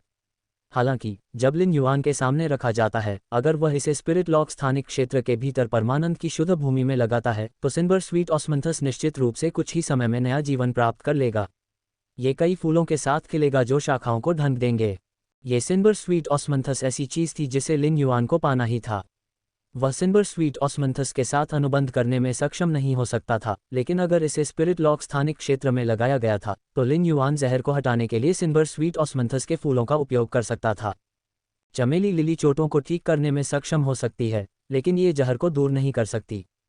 लिन युआन युद्ध के दौरान सिल्वर स्वीट ओस्मांथस की क्षमता का उपयोग करने में सक्षम नहीं हो सकता था, लेकिन जब वह परियों का पोषण और उपचार कर रहा था तो वह इसका दैनिक उपयोग कर सकता था। यदि वह इस सिल्वर स्वीट ओस्मांथस को खरीदने से चूक जाता तो उसे दूसरा ओस्मांथस खरीदने के लिए सैकड़ों या हजार गुना अधिक कीमत चुकानी पड़ती। उदाहरण के लिए, गोल्ड ड्रैगन प्रजाति के फे के खून को ही लें। उनके खून की एक बूंद की कीमत 80 रेडियंस डॉलर होगी, लेकिन सिल्वर स्वीट ओस्मांथस का लेन देन मूल्य गोल्ड ड्रैगन प्रजाति के फे से भी अधिक था। बड़ी बहन शिन, आप इस जले हुए परी को कितने में बेच रही हैं? जब लिन युआन सिल्वर स्वीट ओस्मांथस को देख रहा था तो उसे अपनी आध्यात्मिक शक्ति को उस पर छोड़ने का प्रलोभन हुआ। फिर भी उसने खुद को रोक लिया। यह असंभव था कि किसी भी क्रिएशन मास्टर ने उससे पहले इस फे को नहीं देखा था। सिल्वर स्वीट ओस्मांथस जैसे गोल्ड फे के लिए यह संभव था कि क्लास 4 क्रिएशन मास्टर्स ने भी इसे देखा हो कि यह उपचार के लायक है या नहीं। वर्तमान में लिन युआन केवल क्लास 2 क्रिएशन मास्टर था, और अगर उसने जोऊ जियाक्सिन के सामने सिल्वर स्वीट ओस्मांथस को ठीक किया तो यह उसके लिए अच्छी बात नहीं होगी। लिन युआन, जल्दी मत करो। ओस्मांथस के साथ एक और फे भी डिलीवर किया गया था। पहले इस फे को देखो और हम साथ मिलकर इसकी कीमत की गणना करेंगे। सच कहूं तो मैं केवल संयोग से ही इस ओस्मांथस फे को प्राप्त करने में सक्षम था। ओस्मांथस फे कीमती हो सकता है, लेकिन इसकी वर्तमान स्थिति वास्तव में मदद नहीं कर रही है। इसके अलावा कहा जाता है कि अन्य फे पहले इस ओस्मांथस पेड़ पर उगे थे। जब उन्हें यहाँ लाया गया तो इसे काटकर इस बॉक्स में रखा गया था। बोलने के बाद जोऊ जियाक्सिन बगल की मेज के पास गया और ब्रोकेड के बक्सों को खंगाला।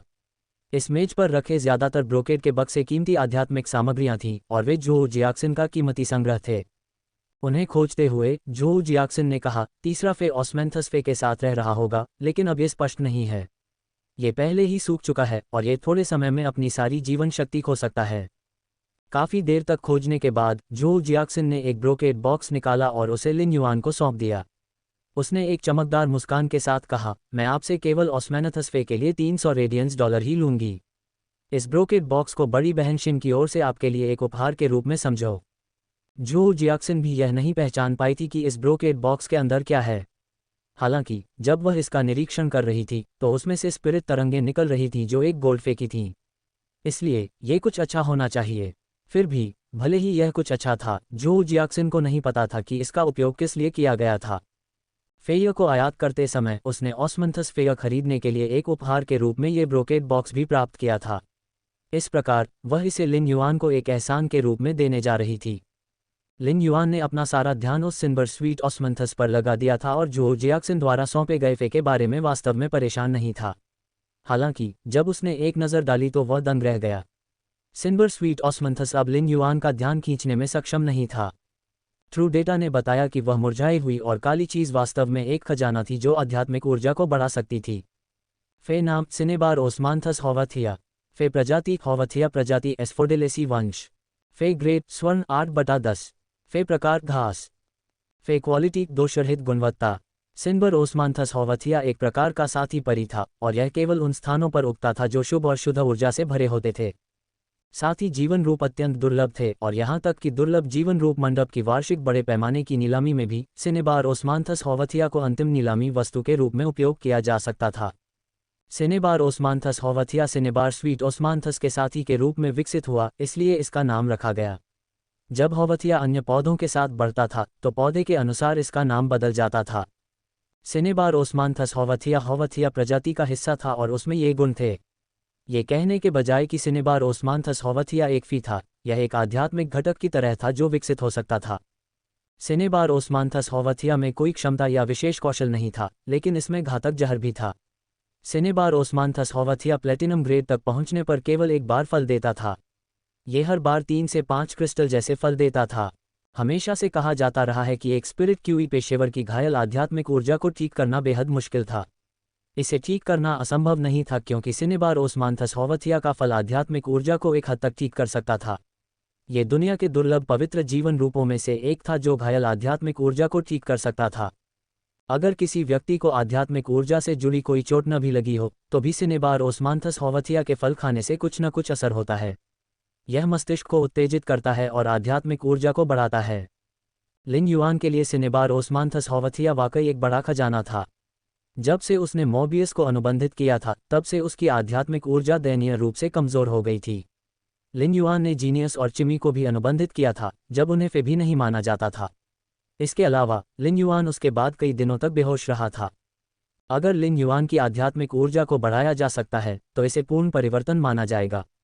भले ही आध्यात्मिक ऊर्जा में वृद्धि लिन युआन के लिए अधिक फे को अनुबंधित करने के लिए पर्याप्त न हो, फिर भी ये लिन युआन को एक स्पष्ट दिमाग रखने की अनुमति देगा।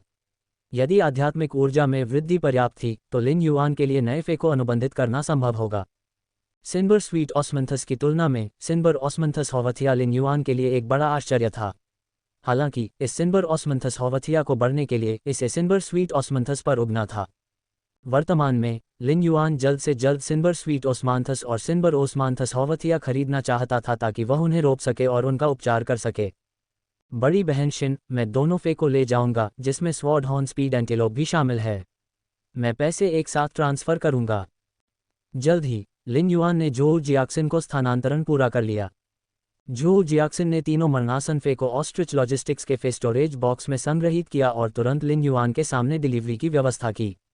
लिन युआन जोऊ जियाक्सिन के प्रति वास्तव में आभारी थी। उसने उसके लिए 3 फे आरक्षित किए थे और यह उसे एक भाग्यशाली अवसर देने के समान था। जब लिन युआन ने देखा कि जोऊ जियाक्सिन कुछ कहना चाहती थी लेकिन उसके हाव भाव देख रही थी, तो उसने पहले बोल दिया, बड़ी बहन शिन, चूंकि मैं आपकी नियमित ग्राहक हूं इसलिए आप बोल सकती हैं।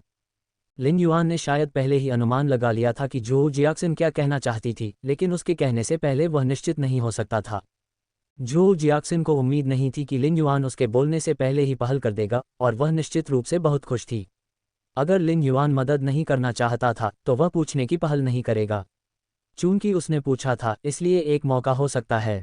जोऊ जियाक्सिन कई सालों से इस व्यापार में था और जब लिन युआन ने कहा कि वह उसका नियमित ग्राहक है तो जोऊ जियाक्सिन ने इसे स्पष्ट रूप से सुना। लिन युआन ने स्पष्ट रूप से कहा कि अगर यह उसके व्यवसाय से संबंधित है तो वह मदद करने के लिए तैयार है। वह ये भी कह रहा था कि अगर यह कुछ और है तो वह मदद नहीं कर सकता। हालांकि जोऊ जियाक्सिन लिन युआन से अन्य चीज़ों पर मदद नहीं मांग रही थी क्योंकि वह केवल लिन युआन के स्थान से सामान आयात करना चाहती थी। लिन युआन, बड़ी बहन शिन जानती है कि तुम्हारा भी एक स्टोर है और वह उन दुर्लभ परियों को बेच रहा है। मुझे आश्चर्य है कि क्या बड़ी बहन शिन तुम्हारे स्टोर से सामान आयात कर सकती है। लिन युआन ने अपनी आंखें झपकाईं। ऐसा लग रहा था कि उसने सही अनुमान लगाया था क्योंकि यह माल के आयात के बारे में था। हो सकता है कि उनके स्टोर में विकसित हो चुके आम फे बेचे जा रहे हों, जैसे कि यूसनिया जो सामान्य ग्रेड में भी नहीं था, और नॉर्मल स्पिरिट साइफन गोल्डफिश। ये फे बाजार में तब बहुत आम हो सकते थे जब वे निम्न ग्रेड में थे, लेकिन एलीट स्पिरिट साइफन गोल्डफिश और ब्रॉन्ज यूसनिया बाजार में शायद ही कभी प्रचलन में थे। जोऊ जियाक्सिन कई सालों से अपना स्टार वेब स्टोर चला रही थी और उसके अपने कनेक्शन थे। उसके लिए 1 या 2 एलीट स्पिरिट सिफिन गोल्डफिश और 1 या 2 पॉट ब्रॉन्ज यूसनिया प्राप्त करना संभव था। हालांकि उसके लिए उन्हें थोक में आयात करना असंभव था। लिन युआन हर 3 दिन में औसतन 100 एलीट स्पिरिट साइफन गोल्डफिश तैयार कर रहा था। कुछ समय बाद वह 5 फॉर्चून रांचू का एक बैच जारी करता था। लिन युआन अपनी आत्मा क्यूई व्यवसाय रैंक को बढ़ाना चाहता था और उसे बड़ी संख्या में कांस्य यूस्त्रिया विकसित करने की आवश्यकता थी। इसलिए जोऊ जियाक्सिन को कुछ बेचना वास्तव में मायने नहीं रखता था। जोऊ जियाक्सिन ने लिन युआन के चेहरे पर चिंतनशील भाव देखा, इसलिए उसने जल्दी से कहा, लिन युआन, बड़ी बहन शिन आपसे कम कीमत पर सामान खरीदने की कोशिश नहीं कर रही है। बड़ी बहन शिन आपके स्टोर की लागत मूल्य प्लस 3% पर आपसे सामान खरीद सकती है। ईमानदारी से कहूं तो ये पहले से ही मेरे क्लास 3 स्टोर की सीमा है क्योंकि मेरे पास किसी क्रिएशन मास्टर का समर्थन नहीं है। बड़ी बहन शिन आपसे कुछ दुर्लभ सामान आयात करना चाहती है और देखना चाहती है कि क्या मैं साल के अंत तक स्टोर को क्लास 4 में बढ़ावा दे सकती हूँ। जोऊ जियाक्सिन ने बहुत ही गंभीर लहजे में बात की और लिन युआन को अपनी कठिनाइयों को बताकर उसने सहयोग के लिए अपना दृष्टिकोण व्यक्त किया। लिन युआन ने जोऊ जियाक्सिन की बातें सुनी और मुस्कुराते हुए कहा, तो चलो इसे बड़ी बहन शिन ने जो कहा है उसके अनुसार करते हैं। हर महीने मैं 200 एलीट स्पिरिट सिफिन गोल्डफिश की सीमा प्रदान कर सकता हूँ, लेकिन कांस्य यूस्त्रियाज थोड़ा कम होगा। मैं केवल 50 बर्तन प्रदान कर सकता हूँ। न की प्रतिक्रिया सुनने के बाद जोऊ जियाक्सिन को सुखद आश्चर्य हुआ। पहले जोऊ जियाक्सिन को लगा कि अगर वह 20 स्पिरिट सिफॉन गोल्डफिश आयात कर सकती है तो यह अच्छा होगा और उसने सोचा कि वह एक महीने में केवल 10 बर्तन कांस्य यूस्त्रिया आयात कर पाएगी। उसने कभी नहीं सोचा था कि लिन युआन की आपूर्ति उसकी कल्पना से कई गुना अधिक होगी। इन संसाधनों के साथ उसकी दुकान अब ऐसी दुकान नहीं रह जाएगी जो केवल आध्यात्मिक सामग्रियों की गुणवत्ता से ग्राहकों को आकर्षित कर सके। इन दुर्लभ वस्तुओं के साथ उसे केवल सीमित मात्रा में आपूर्ति करने की आवश्यकता होगी और दुकान की प्रतिष्ठा में तेजी से सुधार होगा। फिर वह ग्राहकों को धन्यवाद देने के लिए कुछ गतिविधियां आयोजित करेगी। इस तरह के ट्रम्प के साथ साल के अंत तक उसके स्टोर को क्लास 4 में पदोन्नत करना संभव था। यह एक ऐसा सपना था जो उसने कई सालों से देखा था, लेकिन उसे हासिल करने का कोई तरीका नहीं था। लिन युआन के एक ही बयान ने उसे अपने सपने को हकीकत में बदलने का मौका दे दिया। शांत और संयमित जोऊ जियाक्सिन को एक पल के लिए समझ में नहीं आया कि क्या करना है। जोऊ जियाक्सिन अपने पिछले फैसले से वाकई बहुत खुश थी। अगर उसने पहले इस युवक के प्रति कोई दया नहीं दिखाई होती तो वह भी ऐसा नहीं करता। उस युवक के पास जो सामान था उसे देखते हुए अन्य दुकानें जो अपनी श्रेणी को बढ़ावा देना चाहती थीं, वे इस अवसर को छीनना चाहती थीं, भले ही लागत 10% बढ़ गई हो। जोऊ जियाक्सिन ने पहले ही लिन युआन द्वारा बेचे जाने वाले फे के बारे में अफवाहों के बारे में सुना था। गुणवत्ता अविश्वसनीय थी और कीमत सस्ती थी। हर बार जब वे अलमारियों पर दिखाई देते थे तो वे 3 मिनट में खत्म हो जाते थे। ये केवल मामला नहीं था, सिर्फ तथ्य यह है कि लिन युआन एक क्लास 2 क्रिएशन मास्टर था। ये पहले से ही जोऊ जियाक्सिन के लिए एक अच्छा रिश्ता बनाने के लायक था। हालांकि लिन युआन के स्पष्ट कार्यों से जोऊ जियाक्सिन को यह महसूस हुआ कि उन दोनों के बीच सिर्फ लाभ का रिश्ता नहीं था, बल्कि वे दोस्त की तरह थे। लिन युआन, सबसे पहले बड़ी बहन शिन आपको धन्यवाद देंगी। भविष्य में यदि आप बड़ी बहन शिन के स्टोर से आध्यात्मिक सामग्री खरीदते हैं तो मैं उन्हें आपको लागत मूल्य पर बेचूंगा। या यदि आपको किसी आध्यात्मिक सामग्री की आवश्यकता है जो आपको नहीं मिल रही है तो मैं खबर फैलाने और पता लगाने में भी आपकी मदद कर सकता हूं। जोऊ जियाक्सिन ने पहले ही लिन युआन के लिए अपने सभी चैनल और कनेक्शन खोल दिए थे। दरअसल जोऊ जियाक्सिन जानती थी कि उसके कनेक्शन और चैनल क्लास 2 क्रिएशन मास्टर के लिए कुछ भी नहीं थे। खैर, यह उन अनुभवी क्लास 2 क्रिएशन मास्टर्स के लिए ज़्यादा था। लिन युआन जैसे नए क्लास 2 क्रिएशन मास्टर के लिए, जो अपनी क्षमता के कारण अभी भी सम्मानित हो सकते हैं लेकिन उनके पास पर्याप्त कनेक्शन नहीं होंगे, यह एक वरदान था। अब से जोऊ जियाक्सिन लिन युआन का पहला संपर्क और चैनल बन जाएगा। बड़ी बहन जिन, यदि आप क्लास 4 स्टोर के लिए प्रमोशन का लक्ष्य रखना चाहती हैं तो मैं आपको अगले महीने 20 एलीट 5 फॉर्चून रैंचेस और 20 स्पॉट सिल्वर यूस्ट्रियाज प्रदान कर सकती हूँ। अपने संपर्कों और चैनलों में से एक के रूप में अगर जोऊ जियाक्सिन अपने स्टोर को क्लास 4 में बढ़ावा दे सकती है तो ये लिन युआन के लिए फायदेमंद होगा। इसलिए लिन युआन ने इस महत्वपूर्ण क्षण में जोऊ जियाक्सिन की मदद करने और उसे आगे बढ़ावा देने की अनुमति देने में कोई आपत्ति नहीं की। नतीजतन जोऊ जियाक्सिन उसके लिए अधिक मदद और लाभ लाएगी। जब जोऊ जियाक्सिन ने लिन युआन का प्रस्ताव सुना तो वह न केवल खुश हुई बल्कि चौंक गई। अब उसे यकीन हो गया था कि एक अनुभवी क्लास 3 क्रिएशन मास्टर लिन युआन का समर्थन कर रहा है। ये क्लास 3 क्रिएशन मास्टर नहीं हो सकता है, ये क्लास 4 क्रिएशन मास्टर भी हो सकता है। रेडियंस फेडरेशन में यदि क्लास 5 क्रिएशन मास्टर हस्तक्षेप नहीं करता तो क्लास 4 क्रिएशन मास्टर्स पहले से ही छत पर सीमा थे। क्लास 4 क्रिएशन मास्टर्स ऐसे अस्तित्व थे जिनका सामना जोऊ जियाक्सिन कभी नहीं कर पाएगी, भले ही वह ऐसा चाहती हो। उसे आखिरकार समझ में आ गया कि उसने लिन युआन की पृष्ठभूमि की ताकत को कम करके आंका था। वह वही थी जिसने लिन युआन को 5 फॉर्चून रांचू बेचा था। माँ 5 फॉर्चून रांचू के बच्चों को एक महीने के भीतर ही उच्च श्रेणी में लाने के लिए ये पहले से ही एक नियमित क्लास 3 क्रिएशन मास्टर की तुलना में अधिक था। इसके अलावा उन 20 बर्तनों में यूस्ट्रियाज भी शामिल था। यूस्निया ऐसे पौधे थे जो पहले सामान्य ग्रेड के नहीं थे। इसे किसी भी अन्य फे की तुलना में सिल्वर ग्रेड में विकसित करना कहीं अधिक कठिन था। 20 5 फॉर्चून रांचेस की आवश्यकता नहीं थी। सिल्वर यूस्निया के 20 बर्तनों का प्रभाव ही उसके स्टोर को क्लास 4 में बढ़ावा देने के लिए पर्याप्त था। जोऊ जियाक्सिन की वर्तमान प्राथमिकता इस महीने के भीतर उन 20 5 फॉर्चून रांचेस और 20 पॉट्स ऑफ सिल्वर यूस्ट्रियाज को खरीदने के लिए पर्याप्त धन तैयार करना था। आमतौर पर जोऊ जियाक्सिन के पैसे ज़्यादातर सामान के लिए रखे जाते थे। एक महीने के भीतर इतने सारे पैसे तैयार करना जोऊ जियाक्सिन के लिए एक चुनौती थी। जोऊ जियाक्सिन के साथ व्यापार पूरा करने के बाद लिन युआन ने जोऊ जियाक्सिन से 50,000 कटी घटिया ऊर्जा अयस्क का ऑर्डर दिया। उसने उन्हें लिन युआन को उसकी लागत मूल्य पर बेच दिया, जिससे लिन युआन को लगभग आधे पैसे की बचत हुई। ये स्पष्ट था कि आध्यात्मिक सामग्री बेचना वास्तव में लाभदायक था। स्टार वेब से लॉग आउट करने के बाद ऑस्ट्रिच लॉजिस्टिक्स का कुरियर आ गया। लिन युआन ने सभी घटिया ऊर्जा अयस्कों को आत्मा पूल में डाल दिया और उनमें से एक हिस्से को भंग करने के बाद नीचे अभी भी एक मोटा ढेर बचा हुआ था। इसके तुरंत बाद लिन युआन ने फिर स्टोरेज बॉक्स लाए जिसमें स्वॉर्ड हॉर्न स्पीड एंटीलोप, सिन्बर ऑस्मंथस होवथिया और सिन्बर स्वीट ऑस्मंथस शामिल थे, जो स्पिरिट लॉक स्थानिक क्षेत्र के भीतर परमानंद की शुद्ध भूमि पर थे। फिर उसने सबसे पहले स्वॉर्ड हॉर्न स्पीड एंटीलोप वाला बॉक्स खोला। केंद्रित स्पिरिट क्यूई ने स्वॉर्ड हॉर्न स्पीड एंटीलोप की त्वचा में प्रवेश किया और उसके शरीर को पोषण दिया। साथ ही स्वॉर्ड हॉर्न स्पीड एंटीलोप के सांस लेने के दौरान उसके क्षतिग्रस्त अंगों की मरम्मत भी की। लिन युआन ने स्वॉर्ड हॉर्न स्पीड एंटेलोप के शरीर को धीरे से सहलाया और स्वॉर्ड हॉर्न स्पीड एंटेलोप को ठीक होने में मदद करने के लिए तेजी से आत्मा क्यूई को प्रवाहित किया। तलवार सींग वाले तेज मृग ने कृतज्ञता से लिन युआन को देखा और अपने गाल को लिन युआन के हाथ पर रगड़ा। इसके बाद वह लिन युआन के निर्देश पर आराम करने के लिए परमानंद की शुद्ध भूमि पर लेट गया। तलवार सींग वाला स्पीड मृग बहुत छोटा था और परमानंद की शुद्ध भूमि के भीतर एक छोटी सी जगह ले ली थी।